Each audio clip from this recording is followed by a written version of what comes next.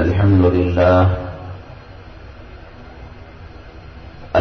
لله نحمده ونستعينه ونستغفره ونؤمن به ونتوكل عليه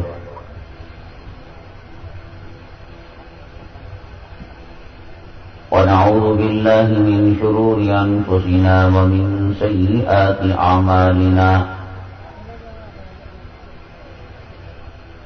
ونعوذ بالله من شرور أنفسنا ومن سيئات أعمالنا من يهده الله فلا مضل له ومن يضلله فلا هادي له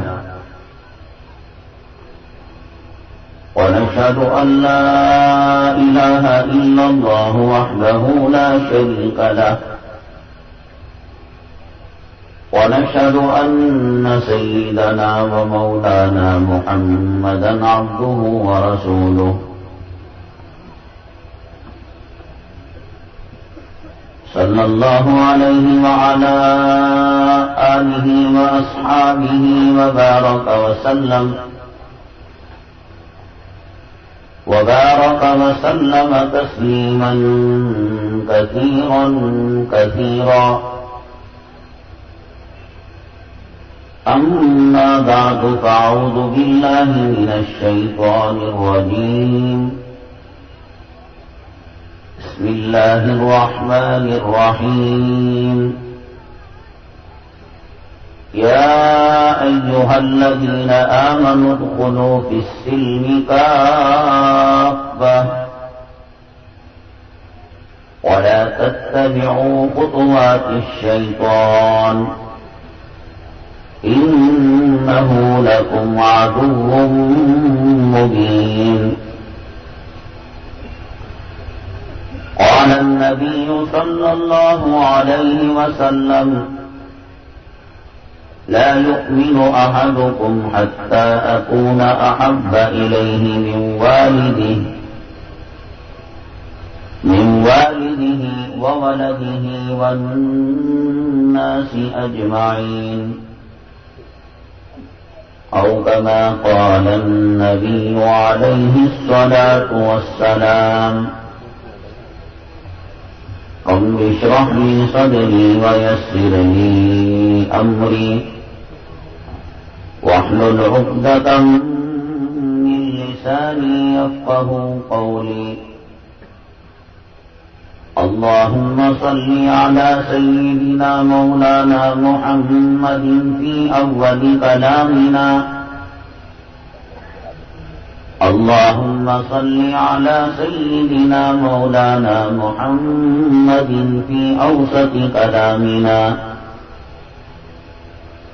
اللهم صل على سيدنا مولانا محمد في آخر كلامنا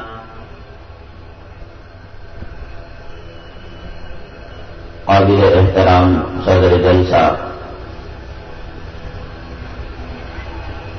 معزز علماء کرام سامعین اعظام اور پردہ نشین خواتین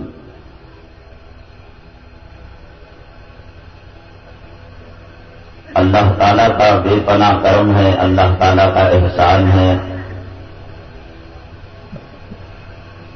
اللہ تعالیٰ نے آج ہمیں یہاں مدرسے کے ماحول میں دینی محفل میں دین کی نسبت سے کچھ باتیں کہنے اور سننے کے لیے جمع فرمایا اللہ تعالی ہمارے جمع ہونے کو کہنے کو اور سننے کو قبول فرمائے دنیا میں اور آخرت میں کامیابی کا ذریعہ اور سبب بنائے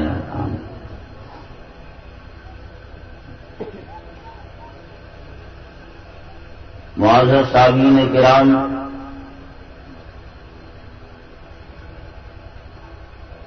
انسان جو لفظ استعمال کرتا ہے اس لفظ کے استعمال کرنے کے بعد دل اور دماغ میں ایک تصور آتا ہے اور ایک خاکہ آتا ہے. ہم کہیں عورت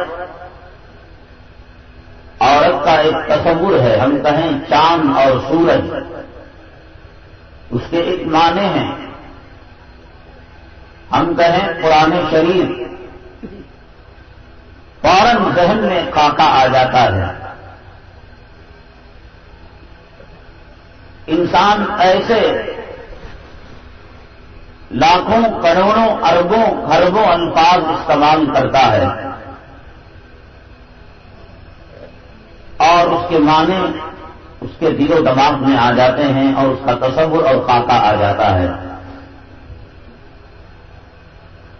کیا آپ جانتے ہیں ایک لفظ مسلمان استعمال کرتا ہے اور آج تک اس کے معنی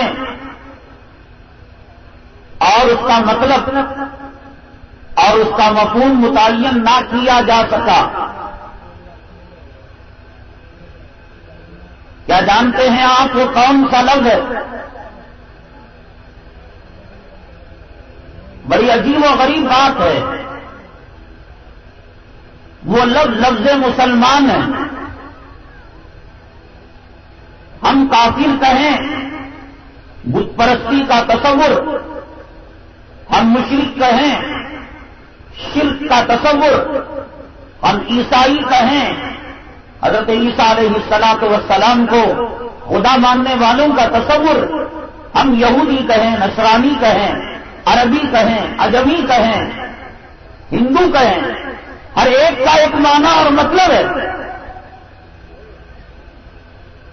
لیکن کیا کبھی مسلمان اپنے معنی اور مطلب کو متعین کر سکا؟ بعض دینی محافل میں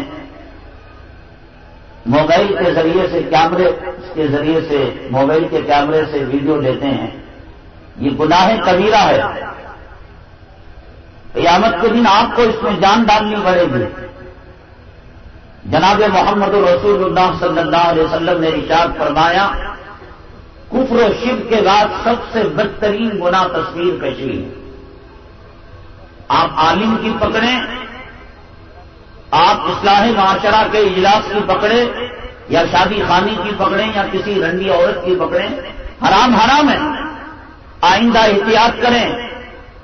اور اگر آپ نے اپنے موبائل کے کیمرے سے تصویریں لے چکے ہیں، آپ اس کو مٹا دیں، ڈیلیٹ کر دیں.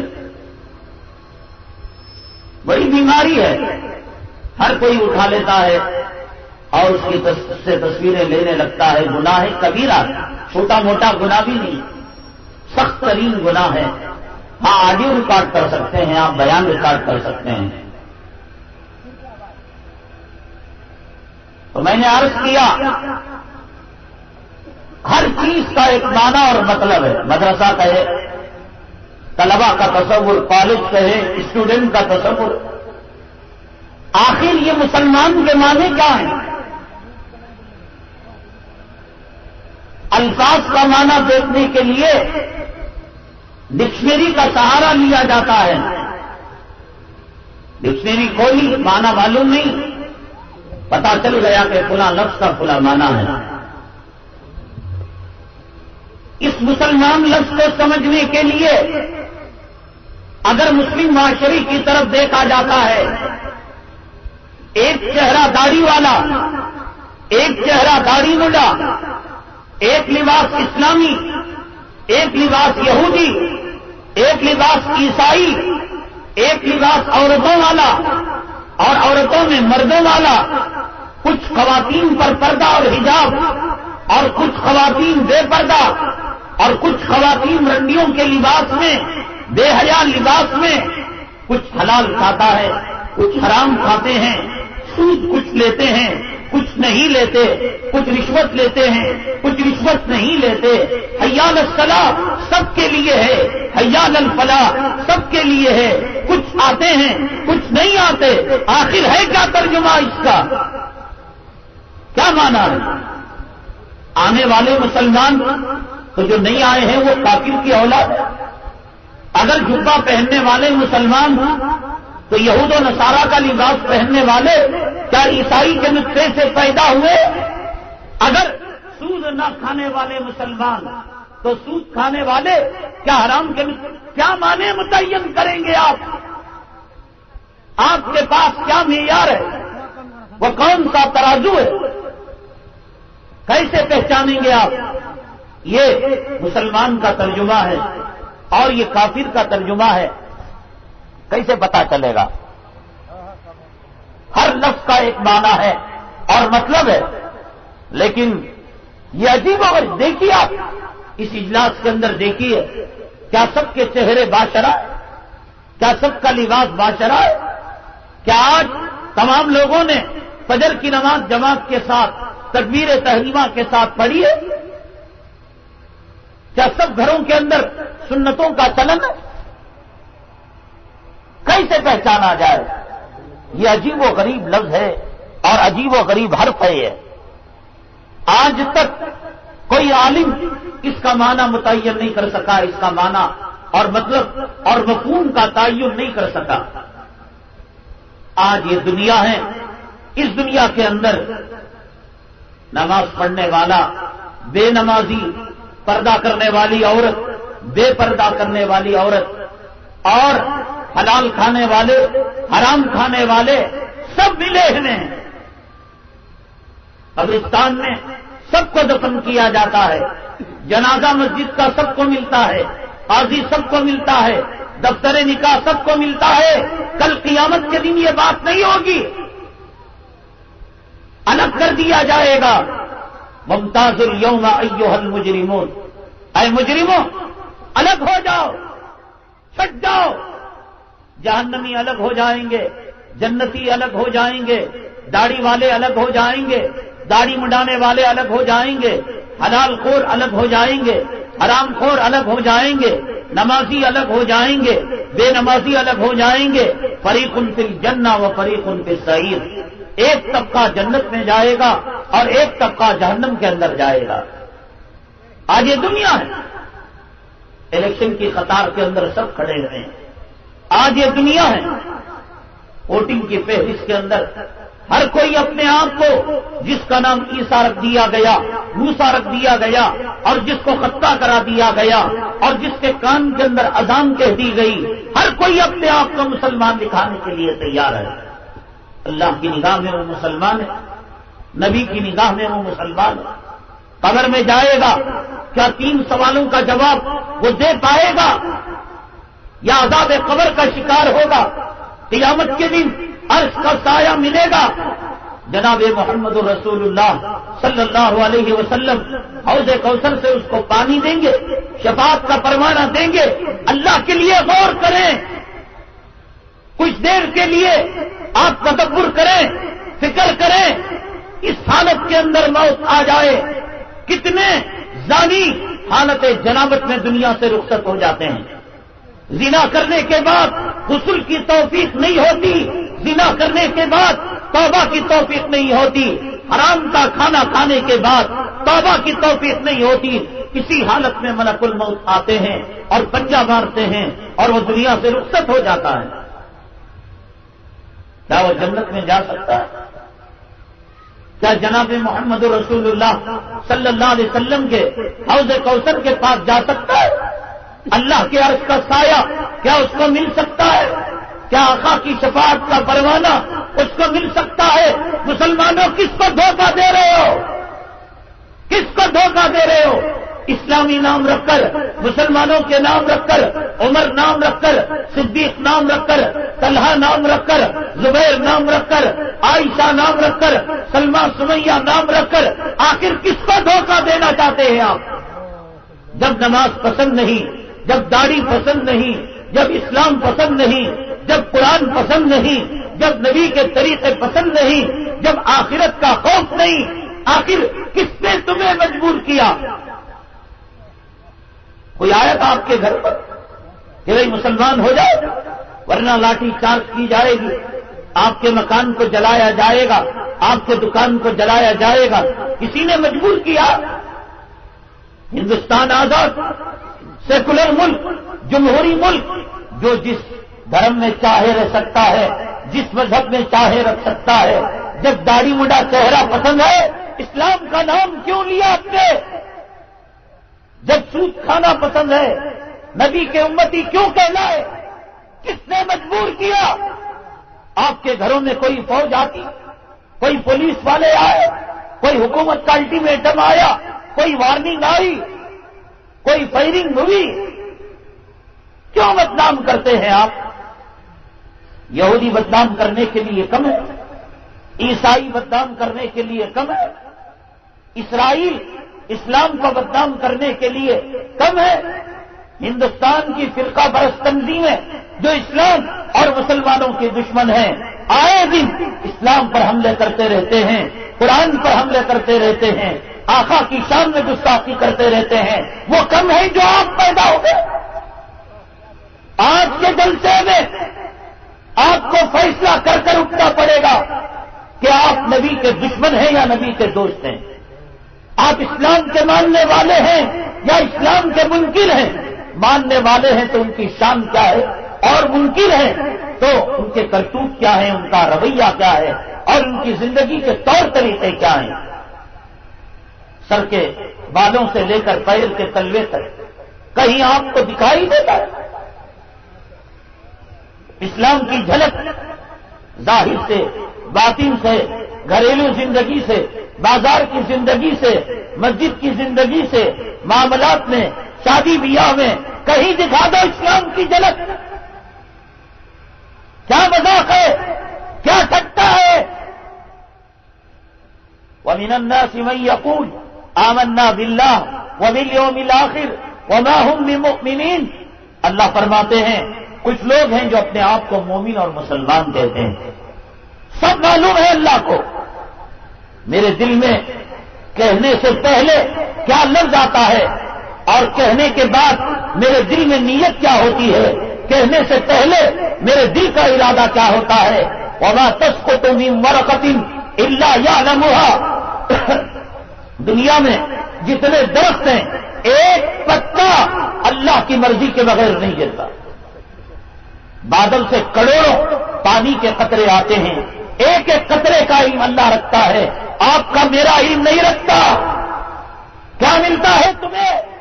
نبی کی سنتوں کا مذاق اڑا کر میری مائیں اور بہنیں، تمہیں حضرت فاطمہ کے چہرہ پسند ہے، آپ کا لباس پسند نہیں، ابا عائشہ کا حجاب پسند نہیں، حضرت زینب رضی اللہ تعالیٰ عنہا کا برقع پسند نہیں، ان کا گھرانہ پسند نہیں۔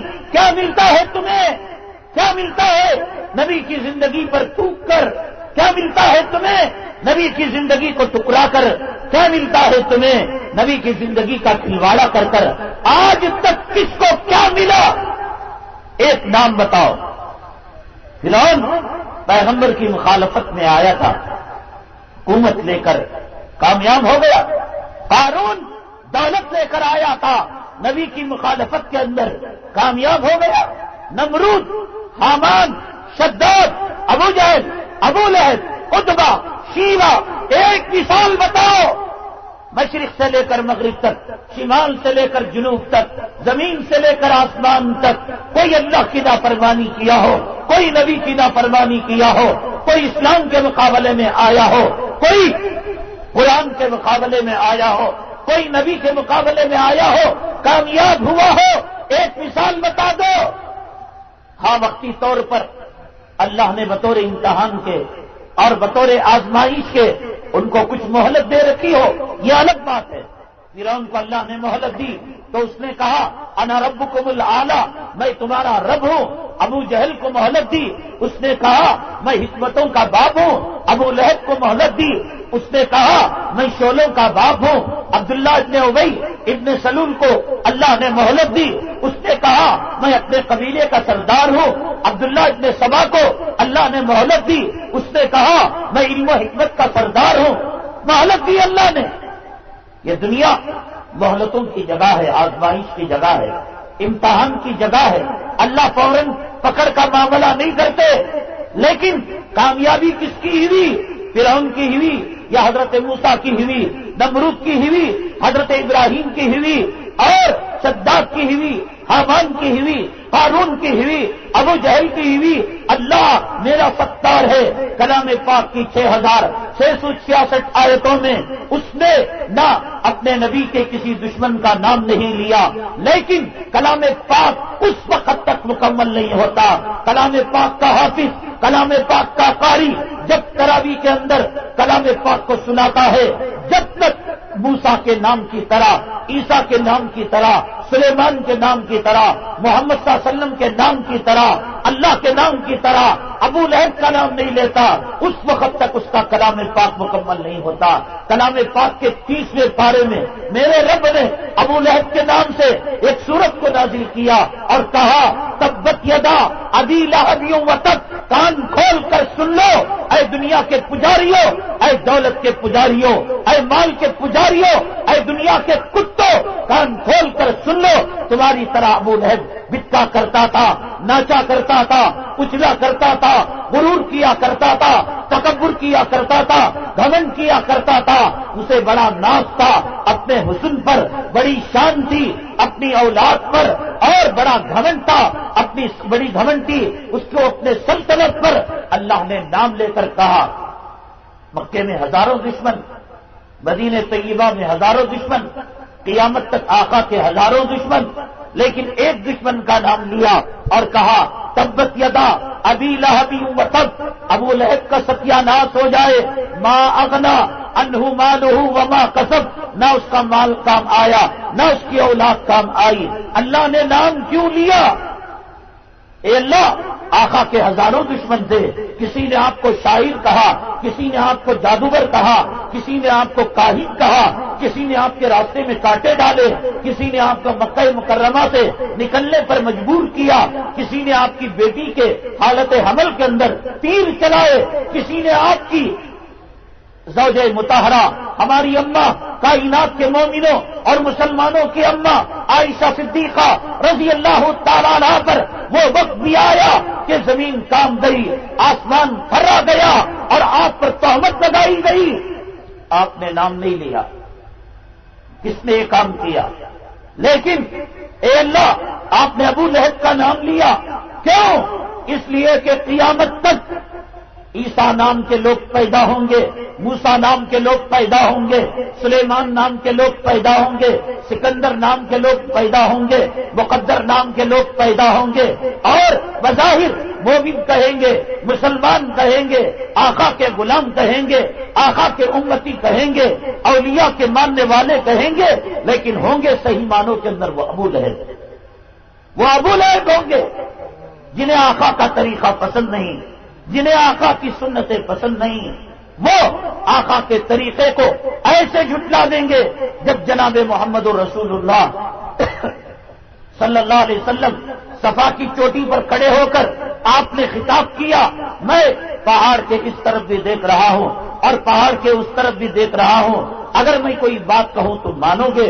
قوم کے لوگوں نے کہا آپ سچے ہیں، آپ کی کون سی بات جھٹلائی جا سکتی ہے؟ جناب محمد رسول اللہ صلی اللہ علیہ وسلم نے عذاب کی پیشن گوئی دی، فرمایا اگر تم میری باتوں پر نہیں چلو گے، میری سنتوں کی پیروی نہیں کرو گے، میرا چہرہ نہیں بناؤ گے، میرا لباس نہیں اپناؤ گے، میری تہذیب کو نہیں اپناؤ گے، میرے کلچر کو نہیں اپناؤ گے، میرے تمدن کو نہیں اپناؤ گے، میری معاشرت کو نہیں اپناؤ گے، فرمایا کہ اللہ کا عذاب میں دیکھ رہا ہوں جو تمہارے اوپر آ جائے گا۔ ابو لہب نے کہا تبت لکا لہذا جمعتنا، محمد صلی اللہ علیہ وسلم ہم تو کوئی اور چیز سننے کے لیے آئے تھے، تیرا ستیہ ناش ہو اسی لیے تو نے جمع کیا۔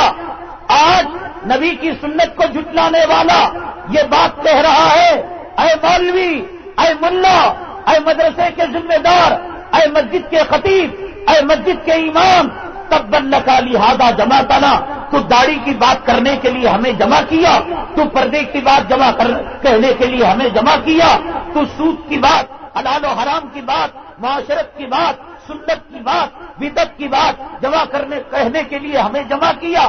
تبت لکا، آج ہر داڑھی مڈانے والا ابو لہب کی ترجمانی کر رہا ہے، آج امریکہ کا چاٹنے والا، برطانیہ کا چاٹنے والا، انگریزی تہذیب و تمدن کو اپنانے والا، فلموں کو دیکھا دیکھی نقالی کرنے والا، ہماری ماں اور بہنوں کو بے پردہ اپنے گھروں سے نکالنے والا، ٹی وی دیکھنے والا، سنیما دیکھنے والا، ناٹک دیکھنے والا، جھوٹ بولنے والا، سود کھا کر اپنی ماں کا 36 مرتبہ بلاತ್ಕಾರ کرنے والا، منہ کالا کرنے والا، زنا کرنے والا، رشوت کھا کر اپنے پیٹ کے اندر جہنم کا لہو اور پیٹ بھرنے والا، وہ یہی کہہ رہا ہے نبی کے روزے کی طرف خطاب کر کر تبا لکا الہذا جمعتنا، اے محمد صلی اللہ علیہ وسلم، کیا اسی بات کو سننے کے لیے ہم جمع ہوئے؟ ورنہ کیا مطلب ہے مسلمان قوم میں پیدا ہوا، تیری کان میں اذان دی گئی، تیرے کان کے اندر اقامت کہی گئی، تیرا نام اسلامی رکھا گیا، تیری ختنہ کی گئی، پھر کیا وجہ کہ تو نے نبی کی داڑھی کو تھوک دیا؟ پھر کیا وجہ تو نے نبی کی نماز کا قتل کر دیا؟ پھر کیا وجہ تو نے نبی کی سنت کو اپنے گھر سے نکال دیا؟ پھر کیا وجہ نبی کے طریقے کو اپنے بازار سے نکال دیا، اپنے دکان سے نکال دیا؟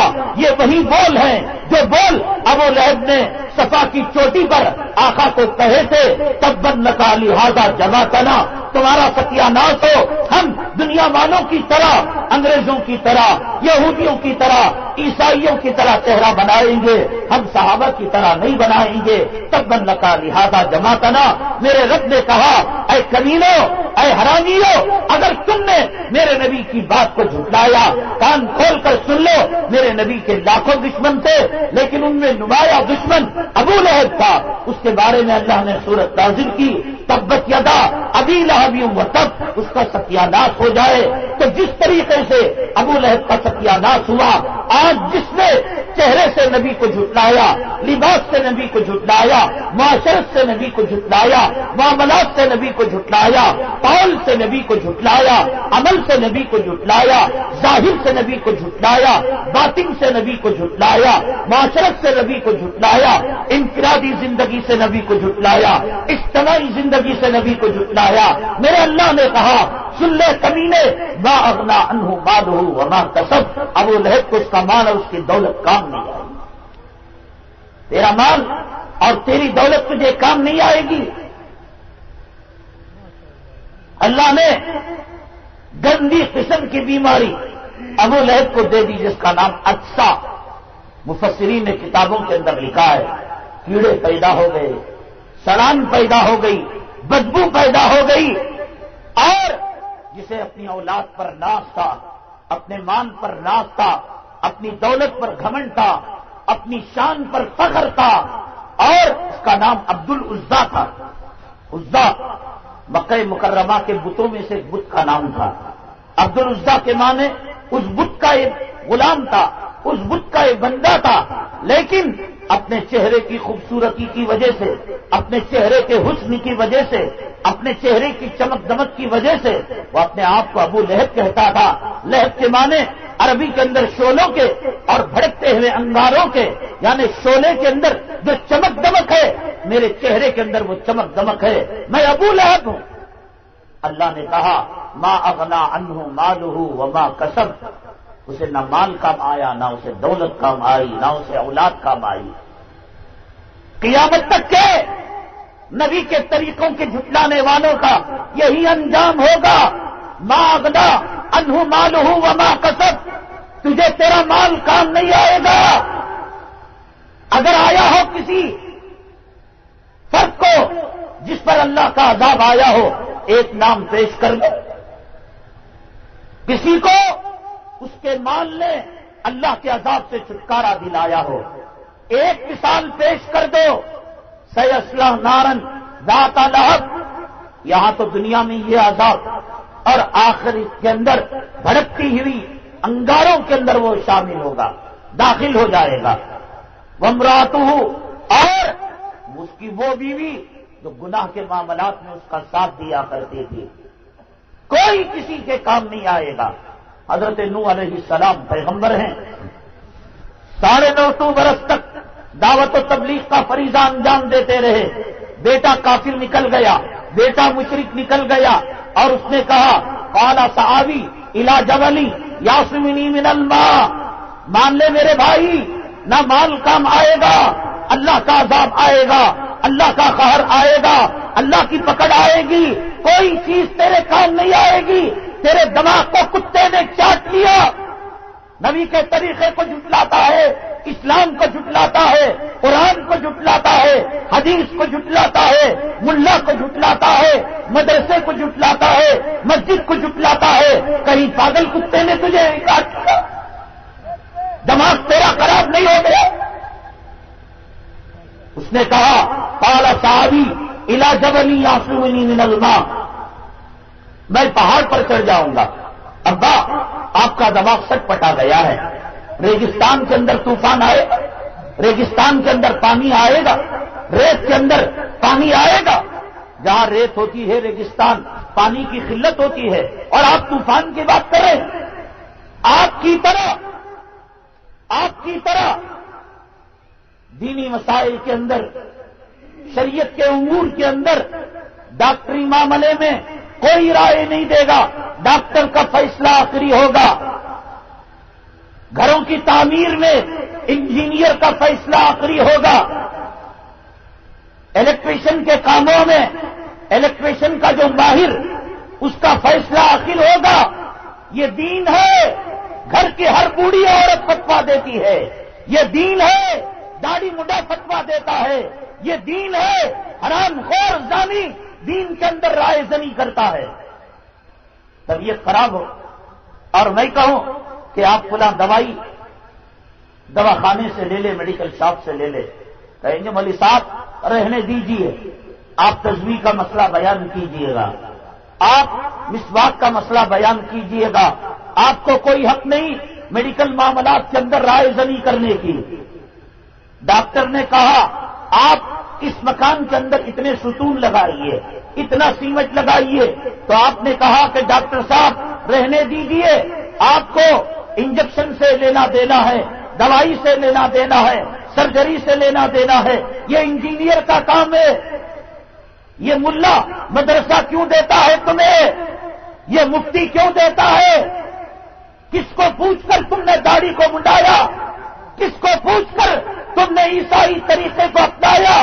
کس کو پوچھ کر اپنے گھر میں ٹی وی لے کر آئے؟ کس کو پوچھ کر گانا بجانا کیا؟ کس کو پوچھ کر اسلام کے دائرے سے نکلے؟ بیمار ہو تو ڈاکٹر سے رجوع نہیں ہوتے، گھر کی تعمیر میں انجینئر سے رجوع نہیں ہوتے، کورٹ کے معاملات میں لائر سے، ایجوکیٹ سے رجوع نہیں ہوتے۔ یہ دین اتنا سستا کہ من میں آیا داڑھی نکال کر پیشاب کی نالی میں ڈال دیا۔ یہ دین اتنا سستا کہ جی میں آیا کان کے اندر عورتوں کی طرح بالی کو لگا لیا۔ یہ دین اتنا سستا کہ لیڈیز کی طرح، خواتین کی طرح، عورتوں کی طرح ہاتھ کے اندر مہندی سے سوار لیا۔ عالم مر چکا تھا، مدرسہ ختم ہو چکا تھا، مفتیان کے جنازے نکل چکے تھے۔ نہیں، آپ کو دین سے کوئی محبت نہیں ہے، دین سے کوئی تعلق نہیں۔ جی میں آیا تو داڑھی رکھ لیا، جی میں آیا تو داڑھی مڈا دیا، جی میں آیا عورتوں کا لباس لے لیا، جی میں آیا مردوں کا لباس لے لیا، جی میں آیا امامہ ڈال لیا، جی میں آیا ہیٹ ڈال لیا، جی میں آیا فلموں میں کام کرنے والے کتوں اور زانیوں کی طرح بال رکھ لیے، اور جی میں آیا تو آپ نے اپنے سر کے بال نکال لیے۔ کوئی دلچسپی نہیں، کوئی چیز کام نہیں آنے کی۔ نوح علیہ السلام کے بیٹے نے کہا آپ بھی تو کہتے میرا انکلیو سے، پولیس والوں سے، ملٹری والوں سے اور حکومت کے بڑے آفیسروں سے میں وقت پڑنے پر ان سے سہارا لے لوں گا، اللہ کی پکڑ آئے گی، اللہ کا قہر آئے گا، اللہ کا عذاب آئے گا، یہ لکھ کر رکھ لو، یہ لکھ کر رکھ لو۔ اپنے پرائے ہو جائیں گے، دوست دشمن ہو جائیں گے، کوئی کسی کے کام نہیں آئے گا، کوئی کسی کے کام نہیں، نہ مال، نہ دولت، نہ بیوی، نہ اولاد، نہ رشتہ دار، نہ انفلوئنس، نہ اثر و رسوخ، کوئی چیز کام نہیں آئے گا۔ نوح علیہ السلام کے بیٹے نے کہا قال صحابی الی جبل یعصمنی من الماء، اے ابا ایک تو ریگستان کے اندر پانی آنے کا نہیں، اگر آ جائے گا میں پہاڑ کی چوٹی پر کھڑا ہو جاؤں گا۔ بات ہو رہی تھی حضرت نوح علیہ السلام سمجھا رہے تھے. میرا اللہ کا قرآن کہتا ہے, حضرت نوح علیہ السلام نے کہا لا عاصم اليوم من امر اللہ الا من رحم. میرے بیٹے بات مان لے. اللہ جس کو رحم کرنا چاہے وہی بچ سکتا ہے. نہ سائنس بچا سکتی ہے, نہ ٹیکنالوجی بچا سکتی ہے. ابھی امریکہ کے اور برطانوی یورپی ممالک کے ایک علاقے میں آتش فشاں پھٹا. جتنا 50,000 بموں سے نقصان ہو سکتا ہے, اللہ تبارک تعالیٰ نے ایک آتش فشاں کو پھٹوا کر اللہ نے پورے ملک کو نقصان سے دوچار کیا. کہاں گئی ان کی سائنس؟ کہاں گئی ان کی ٹیکنالوجی؟ سونامی کا عذاب آتا ہے, کہاں جاتی ہے ان کی سائنس؟ کہاں جاتی ہے ان کی ٹیکنالوجی؟ ملک کے ملک, علاقوں کے علاقے صفحہ ہستی سے مٹ جاتے ہیں اور قوم نوح کی یاد تازہ ہو جاتی ہے. کوئی چیز کام نہیں آنے کی. ابھی بات چیت ہو رہی تھی, اللہ تعالیٰ نے فرمایا وحال بینہم الموج فکان من المغرقین. باپ بیٹے کی بات ہو رہی تھی, درمیان میں پانی کی موج آئی, باپ بیٹے کو جدا کر دیا, بیٹا غرق ہو گیا اور باپ بچ گیا. نوح علیہ السلام اپنے بیٹے کو بچا نہیں پائے. حضرت لوط علیہ السلام اپنی بیوی کو بچا نہیں پائیں گے. حضرت ابراہیم علیہ السلام اپنے والد کو بچا نہیں پائیں گے. جناب محمد رسول اللہ صلی اللہ علیہ وسلم اپنے مسلم چچا کو قیامت کے دن بچا نہیں پائیں گے. دنیا میں کہا تھا چچا جان ایک مرتبہ آپ کلمہ طیبہ میرے کان میں پڑھ لیجیے, میں آپ کی انگلی پکڑ کر میں آپ کو جنت تک پہنچا دوں گا. کہا کہ نہیں, میری غیرت میری حمیت اس بات کی اجازت نہیں دیتی. حدیث پاک میں آتا ہے قیامت کے دن سب سے ہلکا عذاب یہ ہوگا کہ اللہ تبارک تعالیٰ جہنم کی آگ کی جوتیاں خواجہ ابو طالب کے پیر کے اندر ڈالیں گے, جس کی وجہ سے سر کا بھیجا کھولے گا. بچایا اپن امام الانبیاء ہیں, سید الانبیاء ہیں, شافی محشر ہیں, ساقی کوثر ہیں, سید الانس ہیں, سید الجن ہیں, سب کچھ ہے. اللہ کی مرضی کے بغیر کوئی کچھ نہیں کر سکتا. کس چیز پر ناز کرتے ہو؟ کس چیز پر گھمنڈ کرتے ہو؟ کس کو کس کے مال نے بچا لیا, کس کو کس کی دولت نے بچا لیا, کس کو اس کے خاندان اور قبیلے نے بچا لیا. اور تو اور اللہ کے حبیب پاک جناب محمد رسول اللہ صلی اللہ علیہ وسلم نے حضرت فاطمہ الزہرا رضی اللہ تعالی عنہا کو بلایا اور کان میں ایک بات کہی. حضرت فاطمہ الزہرا رضی اللہ تعالی عنہا زارو قطار رونے لگی. آپ کی نور نظر, آپ کی لگتے جگر سفر میں جاتے حضرت فاطمہ الزہرا رضی اللہ تعالی عنہا کے دولت قدے میں جا کر آنکھوں کو ٹھنڈک پہنچا کر اپنے سفر کا آغاز کرتے. سفر سے واپس آتے سب سے پہلے بٹیا کے گھر جاتے, آنکھوں کو راحت پہنچاتے. آپ کی آنکھوں کی ٹھنڈک, آپ کے کلیجے کی راحت, آپ کے دل کا سکون. کان میں ایک بات کہی, زارو قطار رونے لگی. پھر اس کے بعد ایک بات کہی, حضرت فاطمہ الزہرا رضی اللہ تعالیٰ عنہا مسکرانے لگی, ہنسنے لگی. بات آئی اور بات چلی گئی. کچھ عرصے کے بعد حضرات صحابیات نے حضرت فاطمہ الزہرا رضی اللہ تعالیٰ عنہا سے پوچھا, میرے آقا جناب محمد رسول اللہ صلی اللہ علیہ وسلم نے کون سی بات کہی جس سے آپ رو پڑی اور کون سی بات کہی جس سے آپ مسکرانے لگی؟ میں کہتا ہوں اللہ کا واسطہ دے کر, اگر کچھ سمجھ رکھتے ہو, اگر اردو سمجھتے ہو, اگر بات بھیجے میں گھستی ہے, کھوپڑی میں جاتی ہے, عقل میں جاتی ہے, اللہ کا واسطہ دے کر, اللہ کے نبی کا واسطہ دے کر, کعبے کی حرمت کا واسطہ دے کر, صفا مروہ کی حرمت کا واسطہ دے کر, نبی کے روضے کی جالی کے تقدس کا واسطہ دے کر میں سمجھا رہا ہوں. مان لو اسی میں نجات ہے دنیا میں, اسی میں سربلندی ہے اور اسی میں راحت ہے دنیا میں اور آخرت میں کامیابی ہے. اللہ کے حبیب پاک جناب محمد رسول اللہ صلی اللہ علیہ وسلم نے فرمایا کہ فاطمہ بیٹی, اگر مجھ سے دنیا میں کچھ لینا ہے تو لے لینا. مانگتی ہے لے لے, دولت چاہیے لے لے, کوٹی چاہیے لے لے, بنگلہ چاہیے لے لے, داغ چاہیے لے لے، کل قیامت کے دن نام اعمال کو تولا جائے گا. ایک سبحان اللہ کی کمی ہوگی، ایک الحمدللہ کی خدا نہ کرے کمی ہوگی، ایک نیکی کی کمی ہوگی. یہ نہ کہنا کہ میرا باپ محمد تھا صلی اللہ علیہ وسلم. حضرت فاطمہ رضی اللہ تعالیٰ عنہ کائنات کے اندر اس سے بڑھ کر اور کون قیمتی بیٹی ہو سکتی ہے؟ آقا کے اتنے قریب، آقا کے حسب و نسب سے تعلق رکھنے والی، لیکن آقا نے صاف کر دیا کہ قیامت کے دن کسی کی نہیں چلے گی. اعمال ہوں گے، نیکیاں ہوں گی، نمازیں ہوں گی، روزہ ہوگا، تقوی ہوگا، پرہیزگاری ہوگی، یہی چیز کام آئے گی. حضرت فاطمہ الزہرا رضی اللہ تعالیٰ عنہ کو آقا کا حسب و نسب کام نہیں آ سکتا.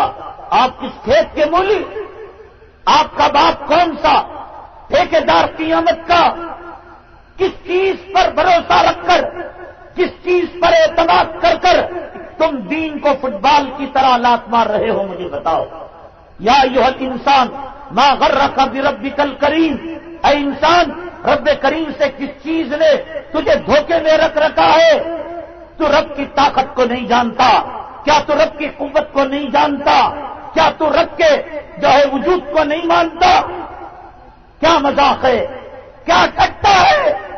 مدرسوں میں آتے ہو، ایسے لگتے ہو ایک نمبر کے مسلمان ہو. جمعہ میں جاتے ہو، عید میں جاتے ہو، میلاد کے جلسے میں جاتے ہو، اصلاح معاشرہ کے جلسے میں جاتے ہو، لگتے ہو وقت کے حسن بصری، اور جاتے ہو شادی خانوں میں، اور جاتے ہو بازاروں میں، اور جاتے ہو الیکشن کے ماحول میں. پتہ نہیں چلتا کون چمار کے نطفے سے، کافر کے نطفے سے پیدا ہوا اور کون مسلمان کے نطفے سے پیدا ہوا. چہرے سب کے برابر، معاملات سب کے برابر، لین دین سب کے برابر. اس کا چہرہ سنت سے خالی، اس کا چہرہ سنت سے خالی. یہود و نصارہ کا لباس اس کے جسم پر، یہود و نصارہ کا لباس اس کے جسم پر. اس کی عورت بے پردہ، اس کی عورت بے پردہ. وہ سیاسی کتے کے پیچھے زندہ باد مردہ باد کہتے ہوئے اپنے ضمیر کا سودا کر رہا ہے. یہ سیاسی کتے کے پیچھے زندہ باد مردہ باد کہتے ہوئے اپنے دھرم اور ایمان کا سودا کر رہا ہے. بتاؤ تمہاری اصلیت کیا ہے، تمہاری حقیقت کیا ہے؟ ہاں آؤ ہم اللہ کے قرآن سے پوچھیں. اے اللہ کے قرآن، تو ہمیں بتا. یہ مجلسوں میں جاتے ہیں، یہ خانقاہوں میں جاتے ہیں، یہ مسجد میں جاتے ہیں، یہ عیدگاہ میں جاتے ہیں، یہ حج میں جاتے ہیں، یہ نبی کے روضے کے پاس جاتے ہیں، یہ اجمیر کی درگاہ میں جاتے ہیں، یہ نظام الدین مرکز جاتے ہیں. ایک نمبر کے حسن بصری، ایک نمبر کے مسلمان، ایک نمبر کے ولی نظر آتے ہیں، اور بازاروں میں ایک نمبر کے شیطان اور ایک نمبر کے حرامی نظر آتے ہیں. اے قرآن، ہمیں ان کی حقیقت بتا، ہمیں ان کی اصلیت بتا. وہ سچے ہیں یا یہ سچے ہیں؟ کیا مسجد کا مسلمان ہونا سچا ہے یا سیاسی کتے کے پیچھے زندہ باد مردہ باد کہنا سچا ہے؟ عیدگاہ کے اندر تکبیرات کا کہنا سچا ہے یا حرم کے اندر لبیک اللہم لبیک کہنا سچا ہے؟ یا شادی خانے کے اندر عورتوں کو بے پردہ کرنا اور سور کی چربی ملی ہوئی لالی اور نیل پالش اور لپسٹک لگانا، ویڈیو گرافی کرنا، کیمرہ کشی کرنا، جہیز کا لینا؟ اے اللہ کے قرآن، ہمیں بتا ان دو تصویروں میں ان میں کون سا رخ مسلمانوں کا ہے؟ کیا ہے معاملہ؟ تو ہم نے قرآن سے پوچھا تو سورہ بقرہ نے ہمیں جواب دیا کہ تجھے کوئی پریشان ہونے کی بات نہیں.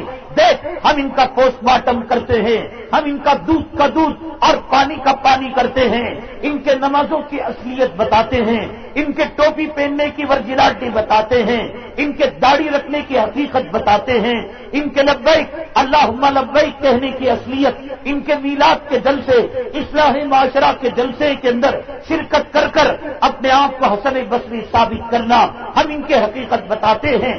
ہم نے کلام پاک سے پوچھا تو کلام پاک نے کہا وَإِذَا لَقُوا الَّذِينَ آمَنُوا قَالُوا آمَنَّا. جب وہ مومنوں سے ملتے ہیں تو کہتے ہیں ہم تمہاری طرح ہیں. تمہاری پگڑی ہماری پگڑی یکساں ہے، تمہاری ٹوپی اور ہماری ٹوپی برابر ہے، تمہارا نعرہ اور ہمارا نعرہ برابر ہے. تم بھی لبیک کہتے ہو، ہم بھی لبیک کہتے ہیں. تم بھی درود پڑھتے ہو، ہم بھی درود پڑھتے ہیں. تم بھی قاضی مجلس سے بلاتے ہو، ہم بھی قاضی مجلس سے بلاتے ہیں. تم بھی دفتر نکاح قاضی سے لیتے ہو، ہم بھی دفتر نکاح قاضی سے لیتے ہیں. موت کے بعد غسال تمہارا مسجد سے آتا ہے، ہمارا بھی مسجد سے آتا ہے. موت کے بعد جنازہ تمہارا مسجد سے آتا ہے، ہمارا بھی مسجد سے آتا ہے. موت کے بعد وقت کے قبرستان کے اندر تمہارا مردہ بھی دفن ہوتا ہے، ہمارا مردہ بھی دفن ہوتا ہے. اللہ کے قرآن نے دودھ کا دودھ کر دیا اور پانی کا پانی کر دیا. وَإِذَا لَقُوا الَّذِينَ آمَنُوا قَالُوا آمَنَّا.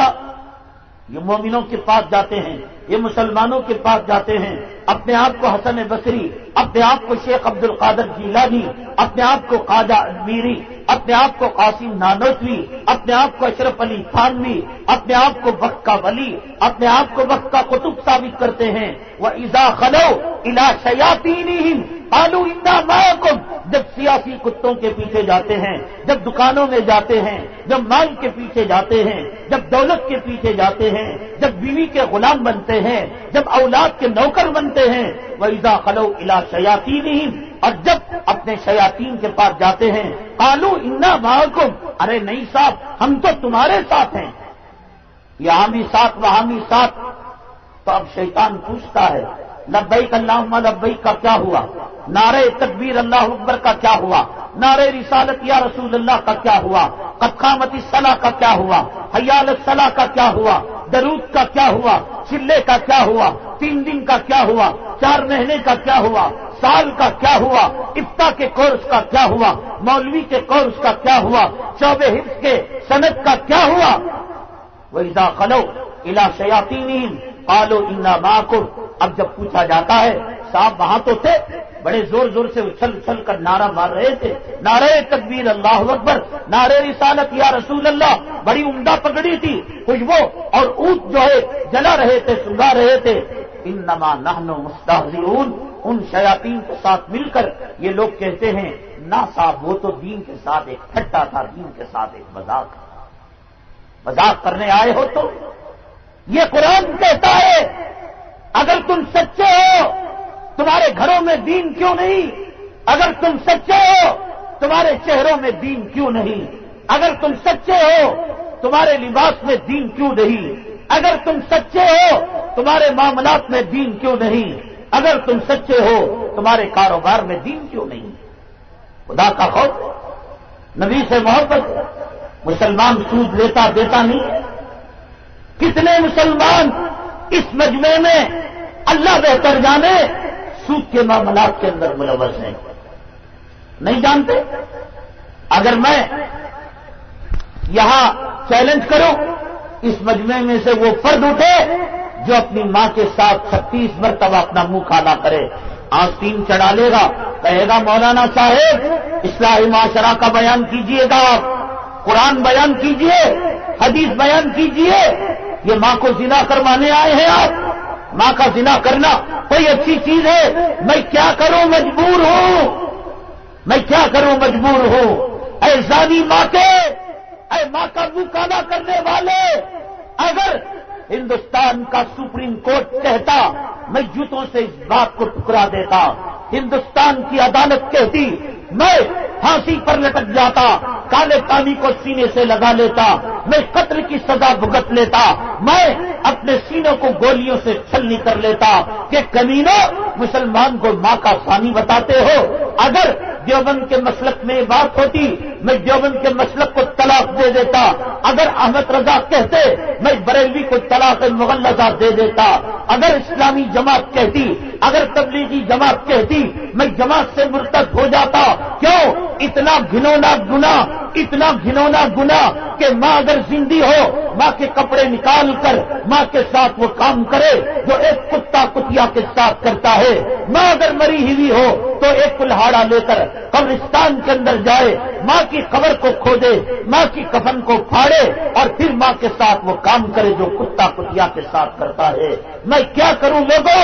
میں مجبور ہوں دنیا کے کسی مسلک کا بانی کرتا، دنیا کے کسی کتاب کا مصنف لکھتا. ہندوستان اور دنیا کی کوئی حکومت اور سپریم کورٹ کا فیصلہ ہوتا میں جوتوں سے اس کو ٹکرا دیتا. آپ کے احترام کے اندر، آپ کے اکرام کے اندر، آپ کے اعزاز کے اندر میں کیا کروں؟ مجبور ہوں. اگر کوئی کائنات کا مسلمان اس فیصلے کو ٹکرائے گا، ایمان سے نکل جائے گا، اسلام سے خارج ہو جائے گا، مکہ مکرمہ سے، مدینہ طیبہ سے اس کا رابطہ ٹوٹ جائے گا، وہ مرتد ہو جائے گا، وہ جہنمی کتا ہو جائے گا. اس لیے کہ رب کائنات نے کلام پاک میں ارشاد فرمایا فلا وربک لا یؤمنون حتی یحکموک فیما شجر بینہم. اے محمد صلی اللہ علیہ وسلم، آپ کے پیدا کرنے والے کی، آپ کے رب کی قسم، وربک لا یؤمنون حتی یحکموک، وہ مومن نہیں ہو سکتے جب تک کہ آپ کے فیصلے کو تسلیم نہ کرے. میں کیا کروں؟ مدینے کے قاضی کا فیصلہ ہے. میں کیا کروں؟ امام الانبیاء کا فیصلہ ہے. میں کیا کروں؟ سید الرسل کا فیصلہ ہے. میں کیا کروں؟ سید الاولین کا فیصلہ ہے. میں کیا کروں؟ سید الانس اور سید الجن کا فیصلہ ہے. یہ آقا نامدار جناب محمد رسول اللہ صلی اللہ علیہ وسلم کا فیصلہ ہے. آقا نے فرمایا اگر کوئی سود کو لیتا ہے یا سود کو دیتا ہے، فرمایا کہ اگر اس کے 70 ٹکڑے کر دیے جائیں، اس کے 70 حصے کر دیے جائیں، اس میں جو سب سے چھوٹا حصہ ہے، ایک ذرہ کہیں پڑا ہوا تھا، فرمایا کہ اس کا گناہ اتنا ہے کہ وہ سود میں ملوث انسان اپنی ماں کے ساتھ 36 مرتبہ زنا کرنے والا ہے. آج یہ کام بھی باقی رہ گیا تھا مسلمان کہ تو اپنے ماں کا بلاత్కాر کرے، اپنے ماں کے ساتھ زنا کرے. کبھی کسی عالم کو پوچھا سود لینے سے پہلے اور سود دینے سے پہلے، بیان کی قطار میں کھڑے ہونے سے پہلے تجھے غیرت نہیں آئی، تجھے شرم نہیں آئی کہ جس ماں نے اپنے خون سے ہمیں سینچا، جس ماں نے اپنے سینے سے دودھ پلایا، جو ماں رات میں ہمارے سر کا درد ہوتا تھا، ساری رات تڑپا کرتی تھی، ہم اس کے کپڑے گندے کیا کرتے تھے، استنجا سے بیت الخلا سے وہ اپنے ہاتھوں سے صاف کیا کرتی تھی، ہمیں کوئی گالی دیتا، ہمیں کوئی برا بھلا کہتا، ہم کالے تھے کوئی ہمیں کالا کلوٹا کہتا، ہم عیب دار تھے کوئی دنیا کا کتا ہمیں عیب سے یاد کرتا. یہ وہ ماں تھی جو تڑپ جاتی تھی، بلک جاتی تھی. لوگوں کیا اس ماں پر تمہیں رحم نہیں آیا؟ کون سا گناہ ہے جو تم کرنے سے رہ گئے ہو؟ کیوں ٹھٹا کرتے ہو؟ کیوں مذاق کرتے ہو؟ کیوں تمہاری زندگی کے اندر ڈبل ایکٹنگ ہے؟ کیوں تمہاری زندگی کا دوہرا معاملہ ہے؟ دیکھنے میں کچھ اور نظر آتے ہو اور اندر سے کچھ اور ہو. کیا ملتا ہے تمہیں یہ دوہری زندگی گزار کر؟ میرے اللہ نے کہا نہیں، تم دنیا والوں کو بے وقوف بنا سکتے ہو، دنیا والوں کو تم اندھا کر سکتے ہو، ہمیں نہیں. اللہ یستہزئ بہم ویمدہم فی طغیانہم یعمہون. ہم نے اللہ سے کہا اے اللہ جب یہ تیرے دین کا ٹھٹا کر رہے ہیں، جب تیرے قرآن کا ٹھٹا کر رہے ہیں، جب تیرے علماء کا ٹھٹا کر رہے ہیں، جب نبی کے طور طریقوں کا ٹھٹا کر رہے ہیں، ان کو کیوں زندہ رکھا ہے؟ تو اللہ نے کہا اللہ یستہزئ بہم، اللہ کہتے ہیں ہم ان کے ساتھ مذاق مرو. وَيَمُدُّهُمْ فِي طُغْيَانِهِمْ، اللہ کہتے ہیں تمہاری سرکشی کے اندر ہم مہلت دیتے ہیں.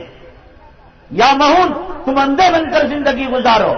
یخادعون اللہ والذین آمنوا، یہ دھوکہ اللہ کو دیتے ہیں، اہل ایمان کو دیتے ہیں. وما یخدعون الا انفسهم وما یشعرون. اللہ نے کہا نہ اللہ دھوکے میں آنے کا، نہ علماء دھوکے میں آنے کے، نہ اولیاء دھوکے میں آنے کے. یہ دھوکہ جو دیتے ہیں یہ اپنے آپ کو دھوکہ دے رہے ہیں. تم اسلامی نام رکھ کر کافرانہ کام کرو، مسلمانوں کے خاندان قبیلوں میں پیدا ہو کر غیروں کی تہذیب کو سینے سے لگاؤ. تم سمجھتے ہو اللہ کو دھوکہ دے رہے ہو؟ تم اپنے آپ کو دھوکہ دے رہے ہو، اپنی زندگی برباد کر رہے ہو، اپنی زندگی اجیرن کر رہے ہو، خدا کے قہر اور خدا کے عذاب کو دعوت دے رہے ہو. اور یہ اللہ کا عذاب آ جائے گا، اللہ کا قہر آ جائے گا. یہ لکھ کر رکھ لو، نہ تمہارا کھیت کام آئے گا، نہ تمہاری اولاد کام آئے گی، نہ تمہارا قبیلہ کام آئے گا. کوئی چیز کام نہیں آنے کی، بلکہ جو چیز بچانے والی تھی وہی چیز عذاب کا ذریعہ اور سبب بن جائے گی. حضرت نوح علیہ السلام کے زمانے میں 3 آدمی تھے، بڑے نافرمان اللہ کے نبی کے۔ حضرت نوح علیہ السلام نے لاکھ سمجھایا، بھیا مان لے، اللہ کی کتاب کو مان لے، دین کو مان لے، نبی کے طریقے کو مان لے، اسلام کو مان لے۔ مانا نہیں، کہا کہ ہم جائیں گے، جب تمہارا عذاب آئے گا پہاڑ ہمیں بچا لے گا، غار ہمیں بچا لے گا۔ تلاشتے ہوئے ایک پہاڑ میں گئے، ایک غار نظر آیا، اس غار کے اندر یہ تینوں مجرم داخل ہو گئے اور اس غار کے منہ کو انہوں نے چٹان سے بند کر دیا۔ اب طوفان آیا، اب ہوائیں چلی، جب سردی آتی ہے تو انسان کے پیشاب لگتا ہے، تو ایک نے کہا کہ یار بہت زور سے پیشاب آ رہا ہے، دوسرے نے کہا کہ اگر تو غار کا منہ کھولے گا باہر کے طوفان کا پانی اندر آ جائے گا، ہم تباہ ہو جائیں گے، برباد ہو جائیں گے۔ نہیں، مجھ سے سنبھالا نہیں جا رہا ہے۔ ساتھیوں نے کہا کہ ٹھیک ہے، کام کرنا، اگر تیرے پیشاب آ رہا ہے تو یہاں بیٹھ کر تو استنجا کر لے۔ اب وہ بیٹھ کر استنجا کیا تو یہ ہوا کہ 1/3 غار کا 3 حصوں میں سے 1 حصہ پیشاب سے بھر گیا۔ اب وہ لوگ کھڑے ہو گئے، کمر تک پیشاب آ گیا۔ دوسرے نے کہا کہ اس کے پیشاب کو دیکھ کر مجھے پیشاب آ رہا ہے۔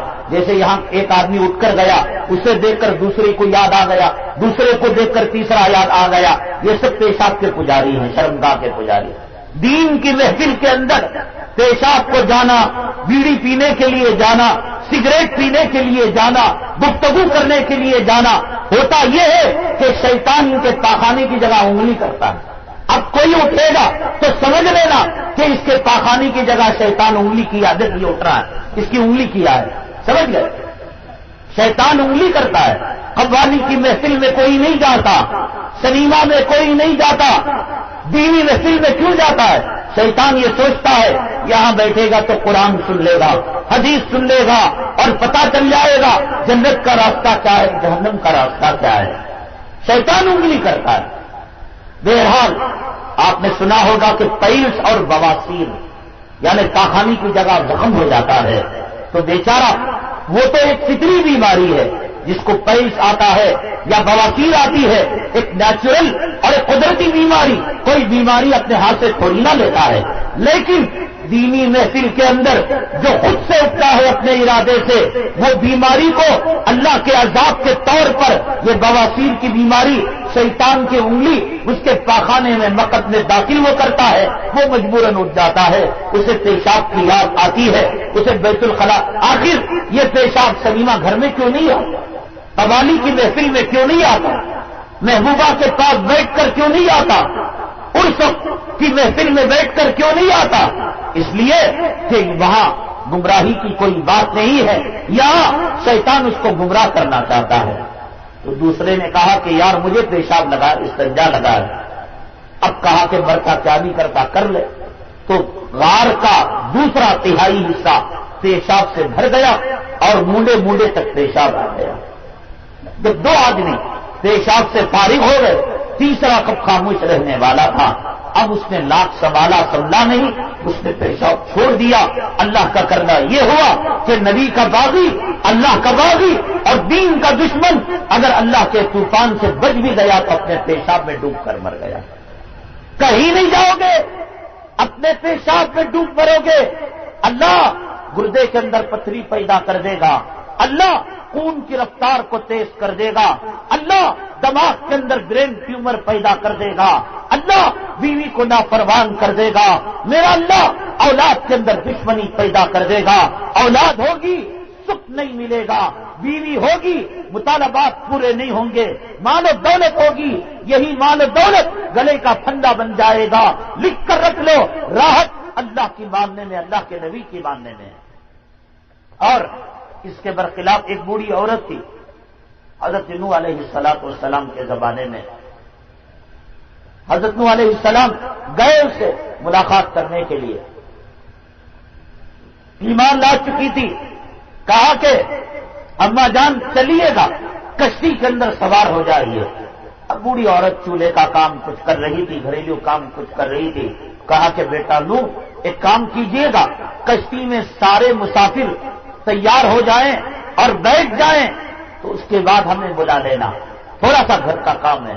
حضرت نوح علیہ السلام کی کشتی تیار ہو گئی، جانوروں کے جوڑے کو رکھ لیا، تمام مومن اس کے اندر آ گئے، اور بیٹے کی گفتگو کی وجہ سے حضرت نوح علیہ السلام کے ذہن سے یہ بات نکل گئی کہ اس بڑھیا کو اس کشتی کے اندر سوار کرنا تھا۔ چنانچہ حضرت نوح علیہ السلام بھول گئے، اللہ نے ذہن سے بات نکال دی، طوفان آ بھی گیا اور چلا بھی گیا، پھر دوبارہ بستی آباد ہوئی۔ حضرت نوح علیہ السلام کے ذہن میں بات آئی، یا اللہ مجھ سے کیا ہو گیا، کیا خطا ہو گئی، میں بڑھیا کو بھول گیا۔ چنانچہ پھر ڈھونڈتے تلاشتے اس بڑھیا کی جھوپڑی کے اندر گئے اور کہا کہ اماں جان السلام علیکم۔ کہا وعلیکم السلام، بیٹے کیسے آنا ہوا؟ اماں جان معاف کیجیے گا، بہت بڑی غلطی ہو گئی۔ تو کہا کیا ہوا؟ کہا کہ طوفان آ بھی گیا چلا بھی گیا۔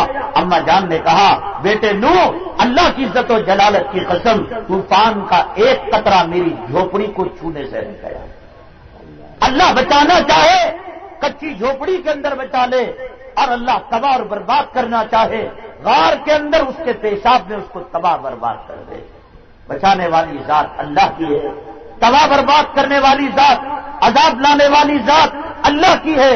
دنیا کی کامیابی، آخرت کی کامیابی اسی میں ہے، میں کہتا ہوں، اور تجربہ اسے سمجھو، اور دودھ کا دودھ پانی کا پانی سمجھو، روشنی اور اندھیری کی بات سمجھو کہ اگر اپنی زندگی کے اندر راحت لانا چاہتے ہو، سکون لانا چاہتے ہو، اللہ کے طریقوں کو لاؤ، نبی کی سنتوں کو لاؤ، دنیا کے دھوکے میں نہ ہو۔ یہ فلم والے، یہ سیاست والے، یہ دنیا کے کتے ایک نمبر کے ظالم ہیں، ایک نمبر کے دشمن ہیں۔ آج تک انہوں نے کسی کا بھلا نہیں کیا اور یہ کرنے سے رہے۔ کسی نے بھلا کیا کسی کا؟ فلم میں کام کرنے والوں نے؟ اگر آپ کے علاقے میں کوئی ایک آدمی ایسا رہتا ہو کہ فلم میں کام کرنے والے زانی کا بال وہ بناتا ہو اور اس کے کپڑے بناتا ہو اور اس کے طور طریقوں کو، اس کے ڈائلاگ کو اپناتا ہو، صبح شام اس کی تصویر کی پوجا کرتا ہو، اس سے کہیے کہ وہ اگر کسی فلم کے زانی سے تعلق رکھتا ہے، میری اماں بیمار ہو گئی، میری بیوی کے ڈلیوری کا مسئلہ ہے، میری اولاد کے علاج معالجے کا مسئلہ ہے، اے فلم میں کام کرنے والے، ساری زندگی میں تیرے بال بناتا رہا، تیرا ہیئر اسٹائل اپناتا رہا، تیرے کپڑوں کو اپناتا رہا، تیری تصویر کا لاکٹ بنا کر میں نے زنجیر میں گلے میں ڈال لیا، میں صبح اٹھتا ہوں تجھے دیکھتا ہوں، شام ہوتی ہے تجھے دیکھتا ہوں، میری اماں کے علاج کے لیے پیسہ چاہیے، مجھے اللہ کے لیے بتاؤ، وہ فلم میں کام کرنے والا زانی، وہ فلم میں کام کرنے والا ظالم حرامی کیا اس کی ماں کے علاج کے لیے پیسے دے گا؟ جھوٹ ہے۔ وہ کہے گا تجھ جیسے ہزاروں عاشق ہیں دنیا میں، کس کس کو میں پیسہ دیتا پھروں گا؟ کوئی کسی کے کام آنے والا نہیں۔ ٹی وی کے اندر، فلم کے اندر، میگزین کے اندر اشتہار آتا ہے، آپ نے دیکھا ہوگا، اگر دیکھا نہیں تو سنا ضرور ہوگا، فیئر اینڈ لولی یہ عورتوں کا ایک مشہور کریم ہے، یہ مشرق سے مغرب، شمال سے جنوب چھایا ہوا ہے۔ جیسے مردوں کے لیے مسواک لازمی، یہ عورتوں کی زندگی کا اہم عنصر ہے، اس کے بغیر تو وہ جی نہیں سکتی۔ اس کے اندر بتایا جاتا ہے 3 ہفتوں کے بعد عورت کے چہرے کی رنگت بدل جاتی ہے، اس کا چہرہ چاند جیسا چمکنے لگتا ہے۔ 3 ہفتے نہیں، 30 ہفتے وقت لے لو اور دنیا میں ایک عورت بتا دو جس کا رنگ سیاہی سے سفیدی کے اندر آ گیا ہو اور چہرے کی نحوست چلی گئی ہو اور چہرے کے اندر چمک دمک آ گئی ہو، آج تک ایسی مثال نہیں ہے، دھوکے کی بات۔ اور ایک بات ہماری لکھ کر رکھ لو، جو خواتین، جو مائیں اور بہنیں اپنے چہرے کے اندر حسن لانا چاہتی ہیں، خوبصورتی لانا چاہتی ہیں، بغیر پیسہ خرچ کیے تھے، فیئر اینڈ لولی لگائے بغیر، پاؤڈر لگائے بغیر، اسنو کریم لگائے بغیر، بازار کی کوئی کاسمیٹک چیز کو استعمال کیے بغیر آؤ حضرت فاطمہ الزہرا رضی اللہ تعالیٰ عنہ کے چہرے کے حسن کا ہم راز بتاتے ہیں، آؤ اما عائشہ صدیقہ رضی اللہ تعالیٰ عنہ کے چہرے کی خوبصورتی کا راز بتاتے ہیں۔ میری ماں، میری بہن، اگر تو اللہ کے دین کو اپنا لے، نبی کے طریقے کو اپنا لے، تیرا مقام وہ ہوتا ہے، تیرا درجہ وہ ہوتا ہے کہ اللہ کے اللہ تعالیٰ حضرت جبرائیل علیہ السلام کو حضرت عائشہ کی تصویر دے کر آقا کے پاس بھیجا تھا، جناب رسول اللہ صلی اللہ علیہ وسلم کے پاس بھیجا تھا کہ اے محمد صلی اللہ علیہ وسلم، اللہ اس لڑکی سے آپ کا نکاح کرنا چاہتے ہیں۔ کون سا کریم استعمال کیا تھا، کون سا کاسمیٹک استعمال کیا تھا، کون سی بیوٹی پارلر کے اندر گئی ہوئی تھی؟ جب دین کو اپنایا، جب شرم کو اپنایا، جب حیا کو اپنایا، میری ماں اگر دنیا میں تجھ پر الزام آتا ہے تو دفاع کرنے والا کسی کا بچہ ہوتا ہے، کسی کا باپ ہوتا ہے، کسی کا بھائی ہوتا ہے، کسی کا شوہر ہوتا ہے۔ اما عائشہ صدیقہ رضی اللہ تعالیٰ عنہا نے نبی کے اسوے کو اپنایا، نبی کے طریقے کو اپنایا، اور دنیا کے منافقوں نے آپ کی طرف انگلی اٹھائی تو اللہ نے کلام پاک میں سورہ نور کے اندر فرشتے کو بھیج کر آپ کی برات کو ظاہر کیا کہ دیکھو دنیا کے خبیثوں، دنیا کے منافقوں، عائشہ پاک تھی، عائشہ پاک ہے، عائشہ پاک رہے گی۔ سیرت و کردار بناؤ، اما عائشہ جیسا بناؤ، اللہ تمہاری برات کریں گے، اللہ تمہارے تذکرے کریں گے۔ اللہ نے کلام پاک کے اندر جب ایمان کی مثال دی تو اللہ نے کہا وَضَرَبَ اللَّهُ مَثَلًا لِلَّذِينَ آمَنُوا امْرَأَتَ فِرْعَوْنَ، عورت کی مثال دی۔ اللہ نے کلام پاک کے اندر سورہ رجال نام کی سورت کو نہیں رکھا، مردوں کے نام کی سورہ نساء نام کی سورت کو رکھا۔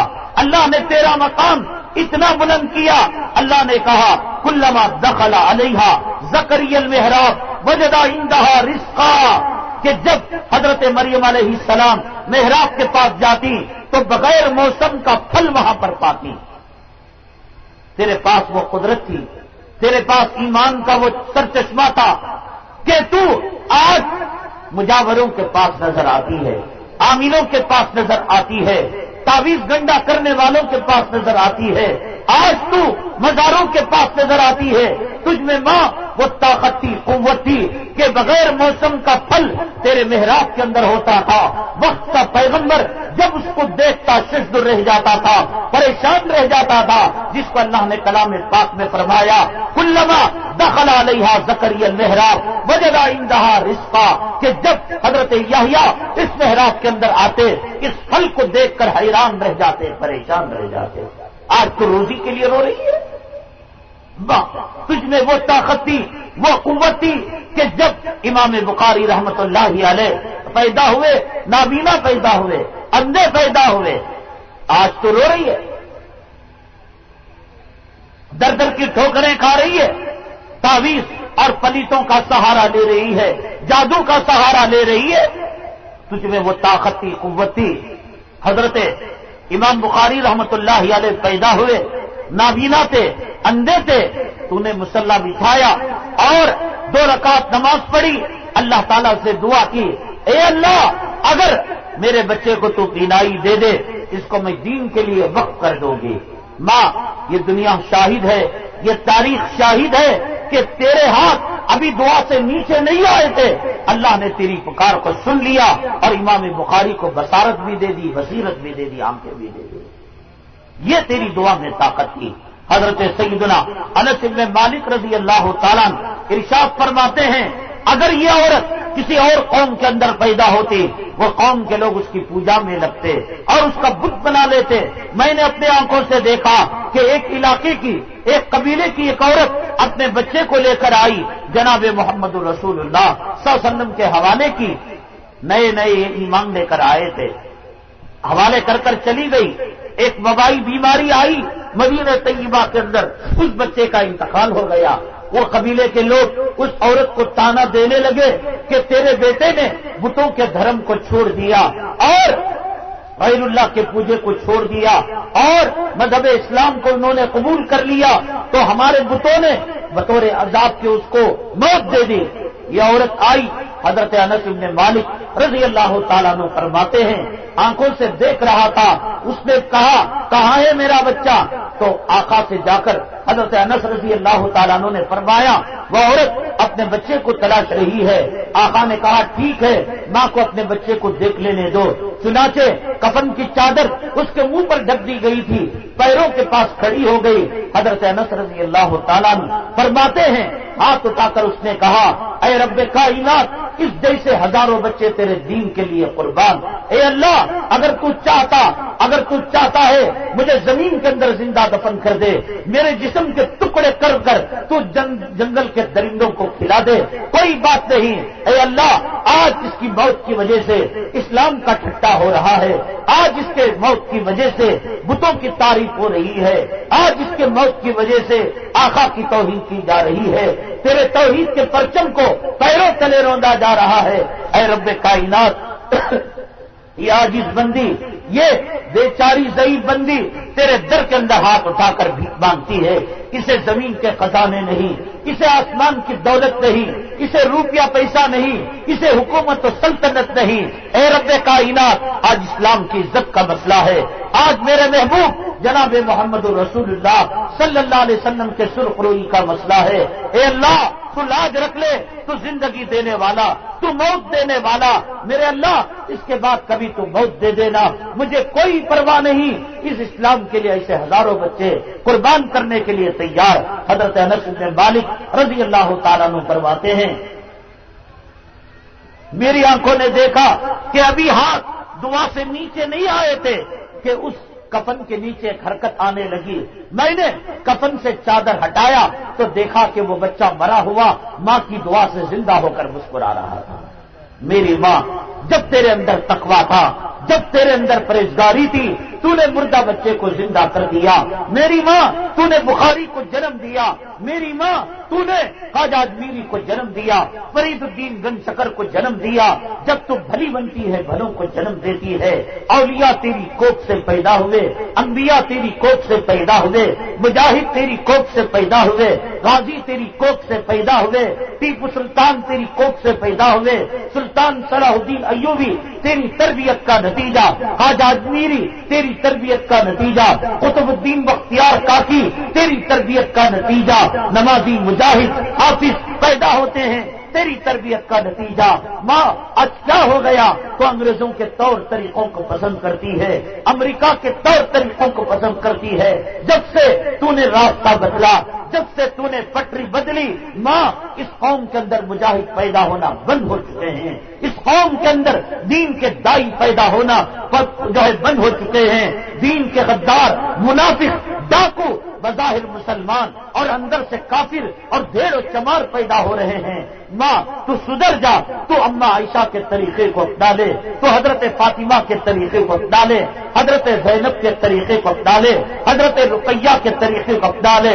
ماں پھر دیکھنا کہ کوئی ہماری مسجدوں کو بابری مسجد کی طرح نہیں دیکھے گا. ماں ہماری مسجدوں کی طرف بیت المقدس کی نگاہ نہیں دیکھے گا, ہمارے علاقوں کو گجرات کے بنانے کی فکر نہیں ہو کرے گا. ماں تیرے راہ راست سے ہٹنے کی وجہ سے ہمارے نوجوانوں کو قید کیا جاتا ہے, تیرے راہ راست سے ہٹنے کی وجہ سے آج مسجدیں ویران ہو رہے ہیں اور سنیما گھر آباد ہو رہا ہے. ماں تیرے راہ راست سے ہٹنے کی وجہ سے آج مرد حلال کے راستے کو چھوڑ کر حرام کے راستے کو اپنائے ہوئے ہیں. تیرے راہ راست سے ہٹنے کی وجہ سے آج ان کے اندر نفاق کی بیماری پیدا ہو چکی ہے. ماں اللہ نے تجھ میں وہ صلاحیت رکھی ہے, تجھ میں وہ طاقت رکھی ہے, تجھ میں وہ قوت رکھی ہے. ہم جانتے ہیں حضرت اکرمہ ابو جہل کے گھرانے کے اندر پیدا ہوئے. ابو جہل نبی کا ایک نمبر کا دشمن, نبی کا دشمن, اسلام کا دشمن, قرآن کا دشمن, مسلمان کا دشمن. ماں جانتی ہے دنیا کہ دشمن کے گھر میں پرورش پانے والے کے دل میں کیا اسلام کی شمع روشن ہوگی, کیا قرآن کی محبت پیدا ہوگی, کیا نبی کی محبت پیدا ہوگی. اکرمہ ایک نمبر کے نبی کے دشمن تھے, ایک نمبر کے اسلام کے دشمن تھے, ایک نمبر کے مسلمانوں کے دشمن تھے. فتح مکہ کے بعد ماں یہ تیرا صدقہ تھا, تیری آنچل کی کرامت تھی کہ اکرمہ بھاگ کر کشتی میں بیٹھنے والے تھے. ماں اکرمہ کی بیوی جب تو بنی, آقا کے قدموں پر گر کر تو نے آقا سے بھیک مانگی, آقا مجھے مال نہیں چاہیے, مجھے دولت نہیں چاہیے, مجھے پراپرٹی نہیں چاہیے, مجھے بنگلہ اور کوٹی نہیں چاہیے. آج آپ کی بیٹی, آج امت کی بہن ایک بھیک لینے کے لیے آئی ہے. ماں تاریخ جانتی ہے, تو نے اپنے دوپٹے کو میرے آقا کے قدموں پر رکھ دیا. میرے آقا نے کہا کہ بیٹی بتا تیری فرمائش کیا ہے اور تیری طلب کیا ہے. ماں تو نے زیور کو نہیں مانگا تھا، تو نے مال کو نہیں مانگا تھا، تو نے دولت کو نہیں مانگا تھا، تو نے کہا تھا اکرما کو پناہ دے دو۔ آقا نے کہا کہ بیٹی یہ تیری فرمائش پوری ہوتی ہے۔ تو دوڑ کر گئی، تیرا شوہر اکرما ایک قدم زمین پر تھا اور ایک قدم اس کا کشتی میں تھا۔ اکرما کی بیوی بن کر اگر تو ذرا تاخیر کرتی، اکرما ملک کو چھوڑ کر کسی اور ملک کے اندر جا کر کافرانہ زندگی گزار کر مر جاتے اور جہنم میں چلے جاتے۔ ماں ابو جہل کے بیٹے کو ایمان کا راستہ بتانے والی تو تھی، کہا میرے شوہر نامدار اللہ کا واسطہ رک جاؤ، میں آقا کی طرف سے تمہیں قبول کا پروانہ لے کر آئی ہوں۔ تو اکرما کہنے لگے میں نہیں مانتا، میں نہیں مانتا۔ ماں تو وہ تھی کہ تو اکرما کو کہا میرا دوپٹہ سونگو اور یہ خوشبو پہچانو کہ کائنات کے اندر اس سے بہتر اور کوئی خوشبو نہیں آ سکتی۔ جب اکرما نے اس خوشبو کو سونگا تو کہنے لگے کہ دنیا میں ہزاروں پھولوں اور عطر کی خوشبو کو سونگا ہے، لیکن محبوب کے پسینے سے بڑھ کر میں نے اور خوشبو کہیں نہیں دیکھا۔ فوراً اکرما کو لے کر آقا کے دربار میں تم آئی اور اکرما صاحب ایمان بن گئے۔ آج بخاری کے اندر 10 روایتیں حضرت اکرما سے مروی ہیں۔ ماں یہ تیرا صدقہ ہے۔ حضرت عمر رضی اللہ تعالیٰ قتل کے ارادے سے نکلے تھے۔ ماں جب تو بہن بن کر حضرت عمر فاروق رضی اللہ تعالیٰ عنہ کے سامنے سورہ طٰہٰ کی آیتیں تلاوت کی، اننی انا اللہ لا الہ الا انا فاعبدنی، ماں تیری تلاوت کے اندر کیا سوز تھا، کیا ساز تھا اور دل کا کیا درد تھا کہ قتل کے ارادے سے جو نکلا تھا وہ کہنے لگا کہ میری بہن مجھے قرآن پڑھا۔ ماں تو عزم محبت کا وہ پہاڑ تھی کہ عمر فاروق رضی اللہ تعالیٰ عنہ جیسے شدید اور طاقتور دشمن کو بھی تو نے کہا کہ عمر لا یمسہ الا المطہرون، یہ رب کا کلام ہے، تو ناپاک ہے، اس کو نہیں چھو سکتا۔ یہ تیری ہمت کہاں گئی؟ یہ تیری جرت کہاں گئی؟ یہ تیری بے باکی کہاں گئی؟ ماں دنیا کے کتوں نے تیری شرم کو چھین لیا، تیری حیا کو چھین لیا، تجھے راہ راست سے نکال دیا، تجھے دھوکہ دیا کہ گھر کی 4 دیواری سے تو نکلے گی تو ترقی پائے گی۔ ماں تجھے تباہ برباد کر کے رکھ دیا۔ بیت الخلا صاف کرنے والے برش 10 روپے برش کے اندر تیری تصویر کو لگا دیا۔ پی جانے والی شراب کی بوتلوں میں جو ام الخبائث ہے اس میں تیری تصویر کو لگا دیا۔ تجھے نچیا بنا دیا، تجھے گانے والا بنا دیا۔ گلی گلی کے اندر دنیا کے کتے تیرے جسم کو دیکھ کر، تیرے لباس کو دیکھ کر اپنی شہوت کی پیاس بجھا رہے ہیں۔ ماں یہ دنیا کے ظالم کتے حرامی ہیں جنہوں نے تجھ سے گھر کے ملکہ کے تاج کو چھین کر تو بیوی بن کر اپنے شوہر کا آدھا ایمان بنی ہوئی تھی، بیٹی بن کر اپنے ماں باپ کو جنت کے جانے کا ذریعہ بنی ہوئی تھی، تو بہن بن کر اپنے بھائی کے جنت کا وسیلہ بنی ہوئی تھی، اور تو جو ہے بیوی بن کر شوہر کے نصف ایمان کی تکمیل کا ذریعہ بنی ہوئی تھی۔ ماں اس تاج کو چھین کر تجھے ٹیپس بنا کر، ایئر ہوسٹس بنا کر، مینیجر بنا کر، سیلز گرل بنا کر، بازاروں کی زینت بنا کر یہ دنیا کے کتے نبی کا دیا ہوا تاج تجھ سے چھیننا چاہتے ہیں۔ آج میں ہاتھ جوڑ کر کہتا ہوں اپنے مقام کو پہچان لے کہ تیرے قدموں تلے جنت ہے، تو ایمان کی تکمیل کا ذریعہ ہے، تو ماں باپ کی انگلیاں پکڑ کر اپنے ماں باپ کو ایمان میں لے جانے کا ذریعہ ہے۔ عورت اپنے مقام کو پہچان لے، تو بیٹی بھی ہے تو جنتی، تو بہن ہی تو جنتی، تو بیوی ہے جنتی، تو ماں ہے تو جنتی، ہر روپ تیرا جنت کا روپ ہے۔ لیکن ان کمینوں نے شراب کی بوتل اور بیت الخلا کے برش پر تیری تصویر لگا کر تیرے مقام کو گھٹا دیا۔ ماں تو نمازی بن جا، تو باحیا بن جا، تو شرم والی بن جا، تو شوہر کی خدمتگار بن جا، اولاد کی تربیت کرنے والی بن جا، تو قرآن پڑھتی ہے، تیرا بچہ قرآن پڑھتا ہے، خدا کی رحمت اس گھر میں پیدا ہو جاتی ہے، تو سجدہ کرتی ہے، تیرا معصوم ننھا منا بچہ سجدے میں جاتا ہے، اسے معلوم نہیں کہ سجدہ کیا ہے، اللہ کی رحمت اس گھر پر پیدا ہو جاتی ہے۔ آئینے کے سامنے تو بنتی ہے سنورتی ہے، اور تیرا بچہ اور تیری لڑکی آئینے کے سامنے بنتی ہے سنورتی ہے، اس گھر سے رحمت کے فرشتے واپس چلے جاتے ہیں۔ اس لیے میری ماں آج قرآن کی محفل ہے، آج مدرسے کی محفل ہے، آج بزرگان دین کی محفل ہے۔ میں تجھے اللہ کی عظمت کا، اما عائشہ صدیقہ رضی اللہ تعالیٰ عنہ کی حرمت کا، حضرت زینب حضرت فاطمہ کے حسن کا، شرم کا، حیا کا واسطہ دے کر کہتا ہوں کہ ماں اصل میں حسن تو یہ ہے جو حضرت فاطمہ الزہرا رضی اللہ تعالیٰ عنہ کے چہرے پر تھا۔ حدیث میں آتا ہے کہ جنت کے اندر اچانک ایک نور کی، ایک روشنی کی کرنیں چلیں گی، ایک دوسرے کو پوچھیں گے کہ بھائی یہ روشنی کہاں سے آ رہی ہے، یہ نور کہاں سے آ رہا ہے؟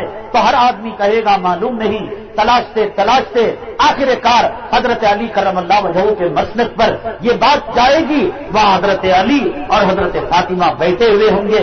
حضرت علی نے اپنی بیگم سے کوئی ٹھٹا کیا ہوگا، کوئی مذاق کیا ہوگا، کوئی ہنسانے کی بات کی ہوگی، تو حضرت فاطمہ الزہرا مسکرائی ہوگی، تو آپ کے دانت سے نکلنے والی روشنی نے جنت کی روشنی کو دھیما کر دیا۔ ماں تو وہ ہے کہ جنت کی روشنی کو اپنے دانت سے نکلنے والے حسن سے تو مدھیم کر سکتی ہے۔ تجھے دنیا کے بیوٹی پارلر کی کیا ضرورت، دنیا کے کیمسٹروں کی کیا ضرورت، کیمیکل کی کیا ضرورت، تجھے اسنو اور پاؤڈر کی کیا ضرورت؟ ماں مجھ سے وعدہ لے لے، رات کی تنہائی میں اٹھ کر تو غسل کر تو وضو کر 2 رکعت تہجد پڑھ لے۔ ماں اس چہرے پر چاند فدا، اس چہرے پر ستارے فدا، اس چہرے پر سورج فدا، اس چہرے پر میرے اللہ کی قسم جنت کی حوریں رش کریں گی تیرے چہرے کے حسن کو دیکھ کر، جنت کی حوریں فدا ہوں گی تیرے چہرے کے حسن کو دیکھ کر۔ حضرات، ان عورتوں کو غلط نہ چلاؤ، ان کو برباد نہ کرو ٹی وی دے کر، ان کو برباد نہ کرو گانے دے کر، ان کو برباد نہ کرو موبائل دے کر، ان کو برباد نہ کرو غلط عیسائی امریکی جو ہے مشنریز کے اسکولوں کے اندر داخل کر علماء سے رابطہ رکھو، مدارس سے رابطہ رکھو۔ دیکھو، اگر عورت سدھرتی ہے گھر سدھرتا ہے، گھر سدھرتا ہے معاشرہ سدھرتا ہے، معاشرہ سدھرتا ہے گاؤں سدھرتا ہے، گاؤں سدھرتا ہے ملک سدھرتا ہے، ملک سدھرتا ہے تو عالم سدھرتا ہے۔ عورت بگڑتی ہے عالم بگڑتا ہے اور ملک اللہ کے عذاب کا شکار ہو جاتا ہے۔ جن پیغمبروں کی بیویوں نے ایمان کو قبول کیا، اللہ نے اس قوم کو عذاب نہیں دیا۔ جس قوم کی بیویوں نے ایمان کو قبول نہیں کیا، اللہ نے اس قوم کو تباہ کر دیا، برباد کر دیا۔ اس لیے ان عورتوں کے غلام بننے کے بجائے ان کو نماز کی تربیت کرو، اپنے ساتھ ان کو نماز پڑھاؤ، بچوں کو نماز پڑھاؤ، گھر کے اندر دین کا ماحول بناؤ۔ جانتے ہیں آپ، علماء کرام نے کتابوں کے اندر لکھا ہے، اور یہ بات بہت کم علماء بتاتے ہیں کہ من ترک الصلاۃ متعمدا فقد کفر۔ جو مسلمان جان بوجھ کر نماز چھوڑتا ہے وہ کافر ہو جاتا ہے۔ اب یہ علماء بیان کرتے ہیں چبا چبا کر، گول مول کر تعویلیں کر کہ نہیں صاحب، عقیدہ اگر کرتا ہے نماز کے چھوڑنے کا تب وہ کافر ہوتا ہے، ایک وقت چھوڑے 2 وقت چھوڑے کافر نہیں ہوتا۔ میں یہ پوچھتا ہوں، آپ کی زندگی کے 30 سال ہو گئے، آپ کی زندگی کے 40 سال ہو گئے، اس 30 سال کے اندر ایک آدمی جمعہ سے لے کر جمعہ تک نماز پڑھتا ہے، عید سے لے کر عید تک نماز پڑھتا ہے، فجر میں بلایا گیا نہیں آیا، ظہر میں بلایا گیا نہیں آیا، عصر میں بلایا گیا نہیں آیا، مغرب میں بلایا گیا نہیں آیا، عشاء میں بلایا گیا نہیں آیا، کیا اب بھی کوئی معنی رہتے ہیں تعویل کرنے کے؟ میں نے یہ صاحب بیٹھے ہوئے ہیں، میں نے ان کو 1 مرتبہ کہا پانی دینے کے لیے، انہوں نے نہیں دیا، 2 مرتبہ کہا نہیں دیا، 3 مرتبہ کہا نہیں دیا، 10 مرتبہ کہا۔ اب میں کیا سمجھوں؟ یہ دوست ہیں دشمن ہے؟ یہ دشمن ہے۔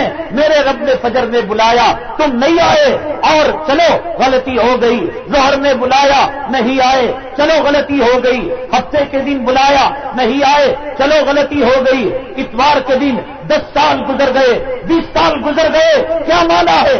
کیا مطلب ہے؟ اے اللہ، تو تحفہ بنا کر، ہدیہ بنا کر معراج کے موقع پر میرے محبوب کو عرش کے پاس بلا کر جو تو نے تحفہ دیا، جو تو نے گفٹ دیا، جو تو نے ہدیہ دیا، وہ ہدیہ ہمیں منظور نہیں ہے۔ اس اللہ کے ہدیے کو ٹکرا کر کیا کوئی مسلمان باقی رہ سکتا ہے؟ یہ ہمارے اکابرین ہم پر ضرورت سے زیادہ رحم کرنے والے، کرم کرنے والے، شفقت کرنے والے، انہوں نے تعویل کر دی کہ عقیدے کے ساتھ نماز کا انکار کرتا ہے تو کافر۔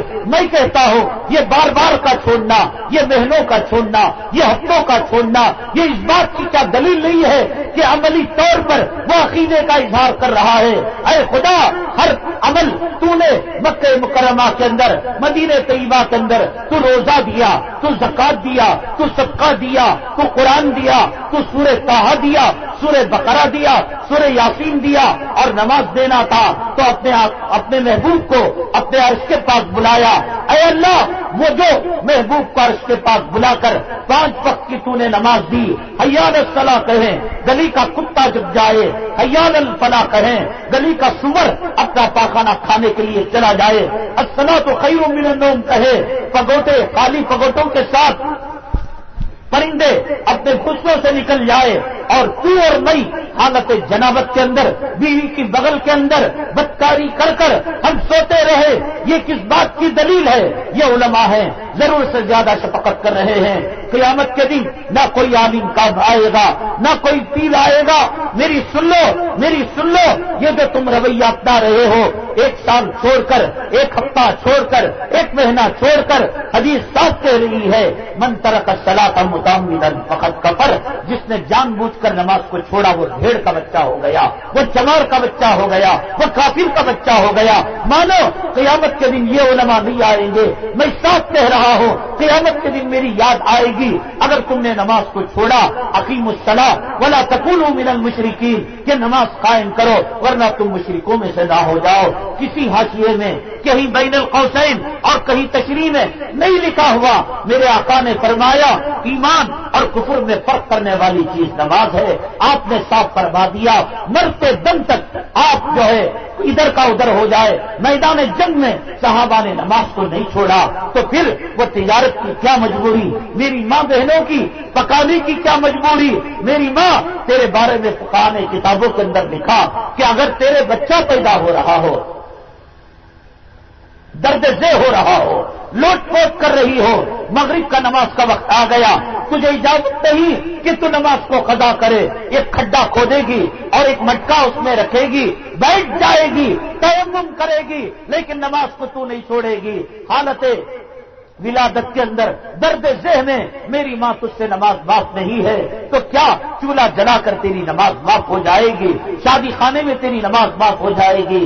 دیکھو مسلمانوں، دودھ کا دودھ، پانی کا پانی، کھلی کھلی بات میں کہہ رہا ہوں، میں گول مول بات دھوکے کی کرنے کا عادی نہیں ہو، نہ میں آپ کا نام جانتا ہوں، نہ آپ کا قبیلہ جانتا ہوں، صرف میں جانتا ہوں کہ آپ آقا کی امت ہیں، آپ آقا کے غلام ہیں۔ مجھے درد ہوگا، میرے سینے میں گھٹن ہوگی کہ قیامت کا میدان ہوگا، آپ کے کان پکڑ کر فرشتے آپ کو منہ کے بل آپ کے سر کے بال کھینچتے ہوئے جب جہنم میں ڈالیں گے، میرا کچھ نہیں جائے گا، آپ کا اور آپ کے باپ کا کچھ نہیں جائے گا، دکے گا میرے آقا کا دل دکے گا، میرے آقا کو صدمہ ہوگا، میں برداشت نہیں کر سکتا، میں برداشت نہیں کر سکتا۔ گولی چلانا ہو مجھے چلا دو، زندہ دفن کرنا ہو مجھے زندہ دفن کر دو۔ میرے آقا نے تمہارے لیے قربانیاں دی، میرے آقا تمہارے لیے اپنے نوازوں کو شہید کیا، میرے آقا نے اپنی بیٹی کے فقر و فاقے کو برداشت کیا، میرے آقا جنگ تبوک کے موقع پر ہر صحابی کے پیٹ پر ایک پتھر تھا، میرے آقا کے پیٹ پر 2 پتھر تھے۔ حضرت فاطمہ کے گھر میں گئے، حضرت فاطمہ نے پوچھا ابا بے وقت آنے کا کیا مانا اور کیا مطلب، یہ وقت تو آنے کا نہیں؟ تو کہا بیٹی بھوک ستا رہی ہے، ایک روٹی کا ٹکڑا ہو تو دے دینا۔ دسترخوان بچھایا گیا اور گھر کو تلاشا گیا، ایک روٹی کا ٹکڑا ملا اور دسترخوان کے اندر رکھ دیا۔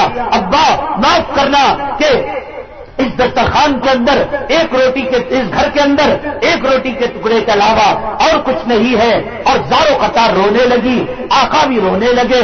پوچھا ابا کیوں رو رہے ہیں؟ فرمایا کہ بیٹی فاطمہ تمہارے باپ کے پیٹ میں کوئی لقمہ داخل ہو کر آج محمد کے پیٹ میں 3 دن اور 3 رات کا عرصہ گزر گیا، یہ اس وجہ سے رونا آ رہا ہے۔ ہچکیوں پر آ گئی اور زاروں قطار ایک آنسو کے قطروں کی ریل فیل ہو گئی۔ بیٹی تو کیوں رو رہی ہے؟ تو حضرت فاطمہ نے فرمایا میری ماں آج تیرے لیے کیا کم ہے، میرے بھائی تیرے لیے کیا کم ہے؟ حضرت فاطمہ جو جنتی عورتوں کی سردار ہیں، نبی کے لقتے نظر ہیں، نور نظر ہیں، لقتے جگر ہیں، آنکھوں کی ٹھنڈک ہیں، کبھی انہوں نے شوہر کے دل کو دکھایا نہیں۔ روایتوں میں آتا ہے کہ پہلی کے چاند کو نہیں دیکھا۔ حضرت علی نے پوچھا، اے فاطمہ پہلی کے چاند کو کیوں نہیں دیکھتے؟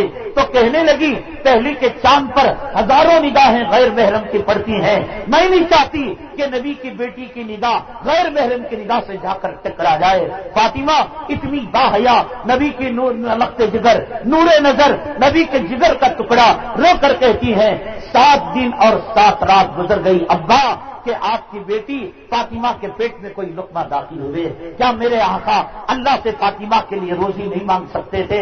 آپ کو کہا گیا عہد کا پہاڑ سونا بنا کر دیا جائے گا، لیکن آپ نے سوچا آج میں فاطمہ کو کچھ لے کر دے دوں گا، قیامت تک آنے والی میری بیٹیوں کا کیا ہوگا، قیامت تک آنے والی امت کی بہنوں کا کیا ہوگا؟ میرے آقا نے امت کی بیٹیوں کا خیال کر کر حضرت فاطمہ کو فخر و فاقے کے ساتھ جینے پر مجبور کیا۔ اما عائشہ فرماتی ہیں ایک چاند دیکھ لیتی، دوسری چاند دیکھ لیتی، تیسرا چاند دیکھ لیتی، یعنی 3 چاندوں کے درمیان 60 دن کا عرصہ گزر جاتا، لیکن سید الانس، امام الانبیاء، سید الاولیاء اور نبیوں کے نبی، کائنات کے سردار کے گھر میں چولہا جلنے کی نوبت نہیں آتی تھی، مانگ نہیں سکتے تھے۔ حضرت عیسیٰ کے لیے مائدہ نازل ہوا، حضرت موسیٰ کے لیے من و سلوہ نازل ہوا، مانگ سکتے تھے۔ تیرا میرا خیال کر کر، تیرا میرا خیال کر کر آقا اپنے گھر میں فقر و فاقہ لے کر آئے، آج کا دن دیکھنے کے لیے کہ حیا علی الصلاۃ ہو اور تو ترازو لے کر ناچے، حیا علی الفلاح ہو، الصلاۃ خیر من النوم ہو تو حالت جنابت میں سوئے۔ لکھ کر رکھ لے مسلمان، تیرے تو اگر ایک باپ کے نطفے سے پیدا ہوا ہے تو حلال کو پیدا ہوا ہے، اس کے بعد مرتے دم تک نماز کو نہ چھوڑنا۔ دیکھ مارنا ہو مجھے مار لے، قتل کرنا ہو اگر تیرا کلیجہ ٹھنڈا ہوتا ہے مجھے مار کر مجھے مار لے، گولی چلا لے، زندہ دفن کر دے، میرے جسم کے فرختے اڑا کر گلی کے کتوں کو ٹکڑے دے دے، اگر تیرا کلیجہ ٹھنڈا ہوتا ہو۔ میرے محبوب کے دل کو نہ دکھانا، میرے محبوب کے دل کو صدمہ نہ پہنچانا۔ کافر بہت صدمہ پہنچا چکے ہیں، منافق بہت صدمہ پہنچا چکے ہیں، اب ریاض الجنہ میں میرے محبوب آرام سے رہنا چاہتے ہیں۔ کیا تو نہیں جانتا میرے آقا نے فرمایا قرۃ عین کی صلاح کہ نماز کے اندر میرے آنکھوں کی ٹھنڈک ہے۔ میری ماں سن لے، میرے بھائی سن لے، جب تو نماز کو چھوڑتا ہے تو جب آنکھوں کی ٹھنڈک آپ کی نماز ہے تو آپ تو اور میں نماز کو چھوڑتے ہیں۔ ایک سلاخ ہے جس کو گرم کیا جاتا ہے، اتنا گرم کیا جاتا ہے وہ سلاخ سرخ ہو جاتی ہے، تو سمجھ لے تیرا نماز کا چھوڑنا اس سلاخ کو نبی کے آنکھوں کے اندر داخل کیا جا رہا ہے۔ کتنا سنگدل ہے، کیا ملتا ہے، کیا ملتا ہے؟ مان لینا ہے لے لے، دولت لینا ہے لے لے، مدرسوں کو گرانا چاہتا ہے گرا دے، قتل کرنا چاہتا ہے کر لے، نبی کے دل کو دکھاتا ہے۔ نبی نے تیرا کیا بگاڑا، نبی نے تیرا کیا بگاڑا؟ نبی تیرے لیے دن میں روتے تھے، نبی تیرے لیے رات میں مچلتے تھے۔ نبی نے جب حضرت زینب ہجرت کر کے آئی مدینے کے بارڈر پر اپنی بیٹی کا انتظار کرنے لگے، لیکن بیٹی جب آئی یہ ابو لہب اس سے نکاح کیا ہوا تھا حضرت زینب سے، ابو لہب آقا کے دل کو صدمہ پہنچانے کے لیے کہا کہ اس کو مکہ جانے نہ دو، لیکن چپ چھپا کر جانے لگی۔ حالت حمل کے اندر اس کمینے نے یہ تیر مار دیا جو پیٹ میں چپ گیا، اس تیر کے ساتھ حضرت زینب مدینے طیبہ آئی۔ آقا باپ بن کر، ایک باپ اپنی بیٹی کو حالت حمل کے اندر پیٹ سے خون رس رہا ہو، بیٹی خون کے اندر لت پت ہو، اگر تو سچے معنوں میں باپ ہو اس بیٹی کو ایسی حالت میں دیکھے تجھ پر کیا بیتے گی؟ میرے آقا حضرت زینب کو گود میں لیا اور آخری چیخ ماری، آخری سانس لی اور فرمایا ابا کیا ملتا ہے ان کافروں کو؟ آپ کو ستا کر، آپ کے دل کو صدمہ پہنچا کر ابو لہب بہت صدمہ پہنچا دیا، کافر بہت صدمہ پہنچا دیے۔ میں ہاتھ چھوڑ کر، میں اپنی ٹوپی تیرے قدموں پر رکھ کر اللہ رسول کا واسطہ دے کر کہتا ہوں کہ دیکھ جو کرنا ہے کر لے، لیکن نبی کے دل کو نہ دکانا۔ نبی کے دل کو دکانے والا عزت کی زندگی نہیں گزار سکتا، شان کی زندگی نہیں گزار سکتا۔ نبی بہت صدمہ جھیل چکے ہیں، تو داڑھی مڈاتا ہے اس طرح اپنے چہرے پر رکھتا ہے۔ کیا تو نہیں جانتا کہ تو نہیں جانتا یہ اس طرح تیرے چہرے پر نہیں، نبی کے دل پر، نبی کے کلیجے پر چلتا ہے، نبی کے دل پر اس طرح چلائے گا، نبی کے کلیجے پر اس طرح چلائے گا۔ نبی کے آنکھوں کو گرم سلاخ لے کر لوہا لے کر آنکھوں کو داغے گا. کیا ملتا ہے مسلمان؟ دھرم چھوڑنا ہے چھوڑ دے، مذہب چھوڑنا ہے چھوڑ دے، ہندو بننا ہے بن جا، انگریز بننا ہے بن جا، مسلمان بننا ہے. یا ایھا الذین آمنوا ادخلوا فی السلم کافہ ولا تتبعوا خطوات الشیطان. اے ایمان والو، ایمان و اسلام کے اندر پورے پورے داخل ہو جاؤ. آدھے تیدر آدھے بٹیر والا معاملہ نہیں چلے گا. یہ منافق کا مسئلہ ہے، اور منافق کے بارے میں قرآن کہتا ہے ان المنافقین فی الدرک الاسفل من النار. منافق جہنم کے نچلے طبقے میں ہوگا. تیری پہچان ہو چکی ہے، تیری شناخت ہو چکی ہے. جبرائیل تجھے جان چکے ہیں، میکائیل تجھے جان چکے ہیں، اسرائیل تجھے جان چکے ہیں. کب تک بھاگتا پھرے گا؟ 60 سال تک، 70 سال تک، 100 سال تک آئے گا نا خبر میں؟ تب پتا لگے گا کون تیرے کام آئے گا. کوئی کسی کے کام آنے والا نہیں. اللہ کا، اللہ کے رسول کا، کعبے کی حرمت کا، حجر اسود کا دیکھ سن لے، وارننگ کے طور پر سن لے، دھمکی کے طور پر سن لے، گالی کے طور پر سن لے، یا سہمائش کے طور پر سن لے. تجھے ایسا سمجھانے والا نہیں ملے گا. میں اللہ کا، اللہ کے رسول کا واسطہ دے کر کہتا ہوں، آج کی رات تو زندگی بدل لے. آج کی رات تو ایمان اور اسلام کے راستے پر آ جا. جو کیا تھا اس سے تو توبہ کر لے. تجھے مایوس ہونے کی ضرورت نہیں. شیطان کہتا ہے بھئی اتنی بڑی زندگی داڑھی منڈی گزاری، حرام کی گزاری، سود کی گزاری، اب کیا تو توبہ کرے گا؟ دیکھ میرا اللہ معاف کرنے والا ہے. حضرت موسیٰ علیہ السلام کی شان یہ تھی کہ کلیم اللہ تھے. ہر پیغمبر کی ایک خاصیت تھی. حضرت نوح نجی اللہ تھے، حضرت آدم صفی اللہ تھے، اور جو ہے حضرت ابراہیم خلیل اللہ تھے. تو حضرت موسیٰ کیا تھے؟ کلیم اللہ تھے، اللہ سے بات کرنے والے. ایک مرتبہ بات ہوئی اللہ تعالیٰ سے، تو کہا اے اللہ مجھے دنیا کے اندر سب سے کمینہ اور سب سے حرامی اور سب سے بڑا جہنمی کتا کون بندہ ہے، اس کا دیدار کرا دے. اللہ نے کہا میں ستار ہوں، میں نہیں بتا سکتا. حضرت موسیٰ علیہ السلام نے کہا بتا دیجئے، میں کسی کو غیبت نہیں کرتا، چغل خوری نہیں کرتا. تو ٹھیک ہے. اللہ نے کہا جاؤ فلاں جنگل کے اندر جاؤ، درخت کے نیچے بیٹھ جاؤ. جو آدمی پہلا آئے گا سمجھ لینا اس دھرتی کا، کائنات کا، میری مخلوق کا سب سے بدترین آدمی اور جہنمی کتا ہے.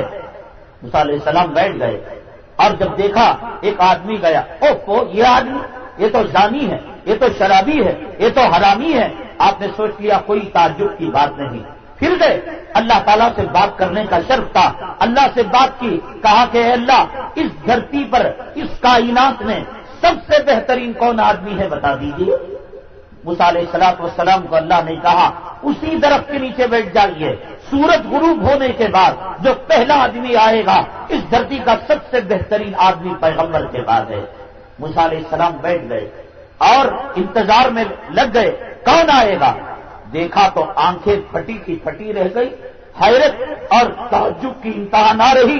جو آدمی کائنات کا صبح میں سب سے بدترین آدمی تھا، جہنمی کتا تھا، اللہ کی نگاہ میں مبغوض تھا، اللہ کی نگاہ میں ملعون تھا، اب دھرتی کا سب سے بہترین آدمی ہو گیا. اب موسیٰ علیہ السلام کی پریشانی بڑھ گئی کہ صبح میں جہنمی اور رات میں جنتی. اے اللہ کیا ماجرا؟ کہا کہ تم نے کہا تھا دکھانے کے لیے، ہم نے دکھا دیا. اب پھر سوال پر سوال. نہیں اللہ اس کے بعد سوال نہیں کروں گا، آپ بتا دیجئے کہ ماجرا کیا ہے. اللہ تعالیٰ نے بتایا یہ جو آدمی ہے نا یقیناً کمینہ قسم کا، حرامی قسم کا اور بالکل جہنمی زانی، اور کوئی گناہ ایسا نہیں دھرتی کا، زمین و آسمان کا جو اس نے نہ کیا ہو. یقیناً یہ جہنمی تھا. لیکن لکڑیاں کاٹنے کے لیے اپنے بچے کو گود میں بٹھا کر یہ جنگل لے گیا. بچے جب کوئی چیز دیکھتے ہیں تو سوال کرتے ہیں. کتا دیکھا تو بچے نے کہا ابو اس سے بڑا کوئی جانور ہے؟ تو کہا کہ ہاں گدھا ہے. گدھے کو دیکھا تو پوچھا ابو اس سے بڑا کوئی جانور ہے؟ کہا کہ ہاں گھوڑا ہے. پھر پوچھنے لگا ابو اس سے بڑا کوئی جانور ہے؟ کہنے لگا کہ ہاں یہ ہاتھی ہے اور یہ اونٹ ہے. کہا کہ اس سے بڑی کیا چیز ہے؟ کہنے لگے پہاڑ ہے. کہا اس سے بڑی کیا چیز ہے؟ کہنے لگے آسمان ہے. آسمان تھا آخری چیز. اب بچہ خاموش کب ہوتا؟ بچے نے پوچھا ابو کیا آسمان سے بڑھ کر بھی کوئی چیز ہے؟ تو اچانک اس کی زبان سے نکلا کائنات کے اندر آسمان سے بڑی کوئی چیز نہیں سوائے خدا کی رحمت کے. اتنا کہنا تھا. اللہ تعالیٰ نے فرمایا موسیٰ جب اس نے میری رحمت کا واسطہ دیا تو میری شان رحیمی اور شان کریمی جوش میں آئی اور میں نے اس کی سارے گناہوں کو نیکیوں میں بدل دیا. اللہ آن کے اندر گناہوں کو نیکیوں میں بدلتے ہیں. اس نے فضیل ابن عیاض جیسے ڈاکو کو وقت کا قطب بنا دیا. اس نے مالک بن دینار جیسے شرابی کو وقت کا ولی بنا دیا.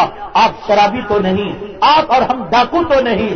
اے رب کائنات, تیرا نام لینے والے, تیرے نبی کے امتی, تیرے جو ہے تیرا قرآن پڑھنے والے اور تیرے قرآن کے اداروں میں چندہ دینے والے, رب کائنات چاہتے نہ چاہتے ہوئے ہمارے پیشانی کے بال پکڑ کر ہمیں دین کے لیے قبول فرما لے. اے رب کائنات کل نکلنے والا سورج ہمیں تیرے فرما برداروں میں شمار کرے, تیرے نبی کے متیوں میں شمار کرے. اے اللہ جنتیوں میں ہمیں شمار کرے. آج تک ہمارا نام جہنمیوں کے فہرست میں ہے تو قادر مطلق ہے رب کہ اس میں سے نام نکال کر تو جنت کی فہرست میں داخل کر دے. ہمارے گناہوں کو معاف کر دے, ہمارے خطاؤں کو درگزر کر دے, ہماری زندگی کو بدل کر رکھ دے. تو نے حضرت عمر فاروق کی زندگی کو بدل دیا, مالک بن دینار کی زندگی کو بدل دیا, فضیل ابن عیاض کی زندگی کو بدل دیا, شرابیوں کی زندگی کو بدل دیا. اے رب یا مقلب القلوب قلب قلوبنا الی طاعتک, یا مصرف القلوب صرف قلوبنا الی دینک. اے رب کائنات ہمارے کہنے سننے کو قبول فرما, کوئی خطا ہو تو درگزر فرما. حضرات یہاں جو ادارہ ہے ہم دیکھ رہے ہیں بالکل غربت کے ماحول میں, افلاس کے ماحول میں اس ادارے کے محتمل بڑی قربانیاں اس عمر کے اندر دے رہے ہیں. ہمیں دیکھ کر شرم آتی ہے اور ہمیں جو ہے غیرت آتی ہے کہ ہم جیسے طاقت والے نوجوان کو ڈوب کرنے کا وقت ہے کہ ایک بوڑھا اس جو ہے بڑھاپے کے اندر امت کا خیال کر کر دین کی شمع کو جلائے ہوئے ہے. مسجد کا کام ادھورا ہے, مدرسے کی تعمیر ادھوری ہے. آپ حضرات سے درخواست ہے کہ خوب اس پر توجہ فرمائیں اور خوب تعاون فرمائے. اللہ اس جلسے کو بے پناہ کامیابی سے نوازے. آمین. واخر دعوانا الحمدللہ.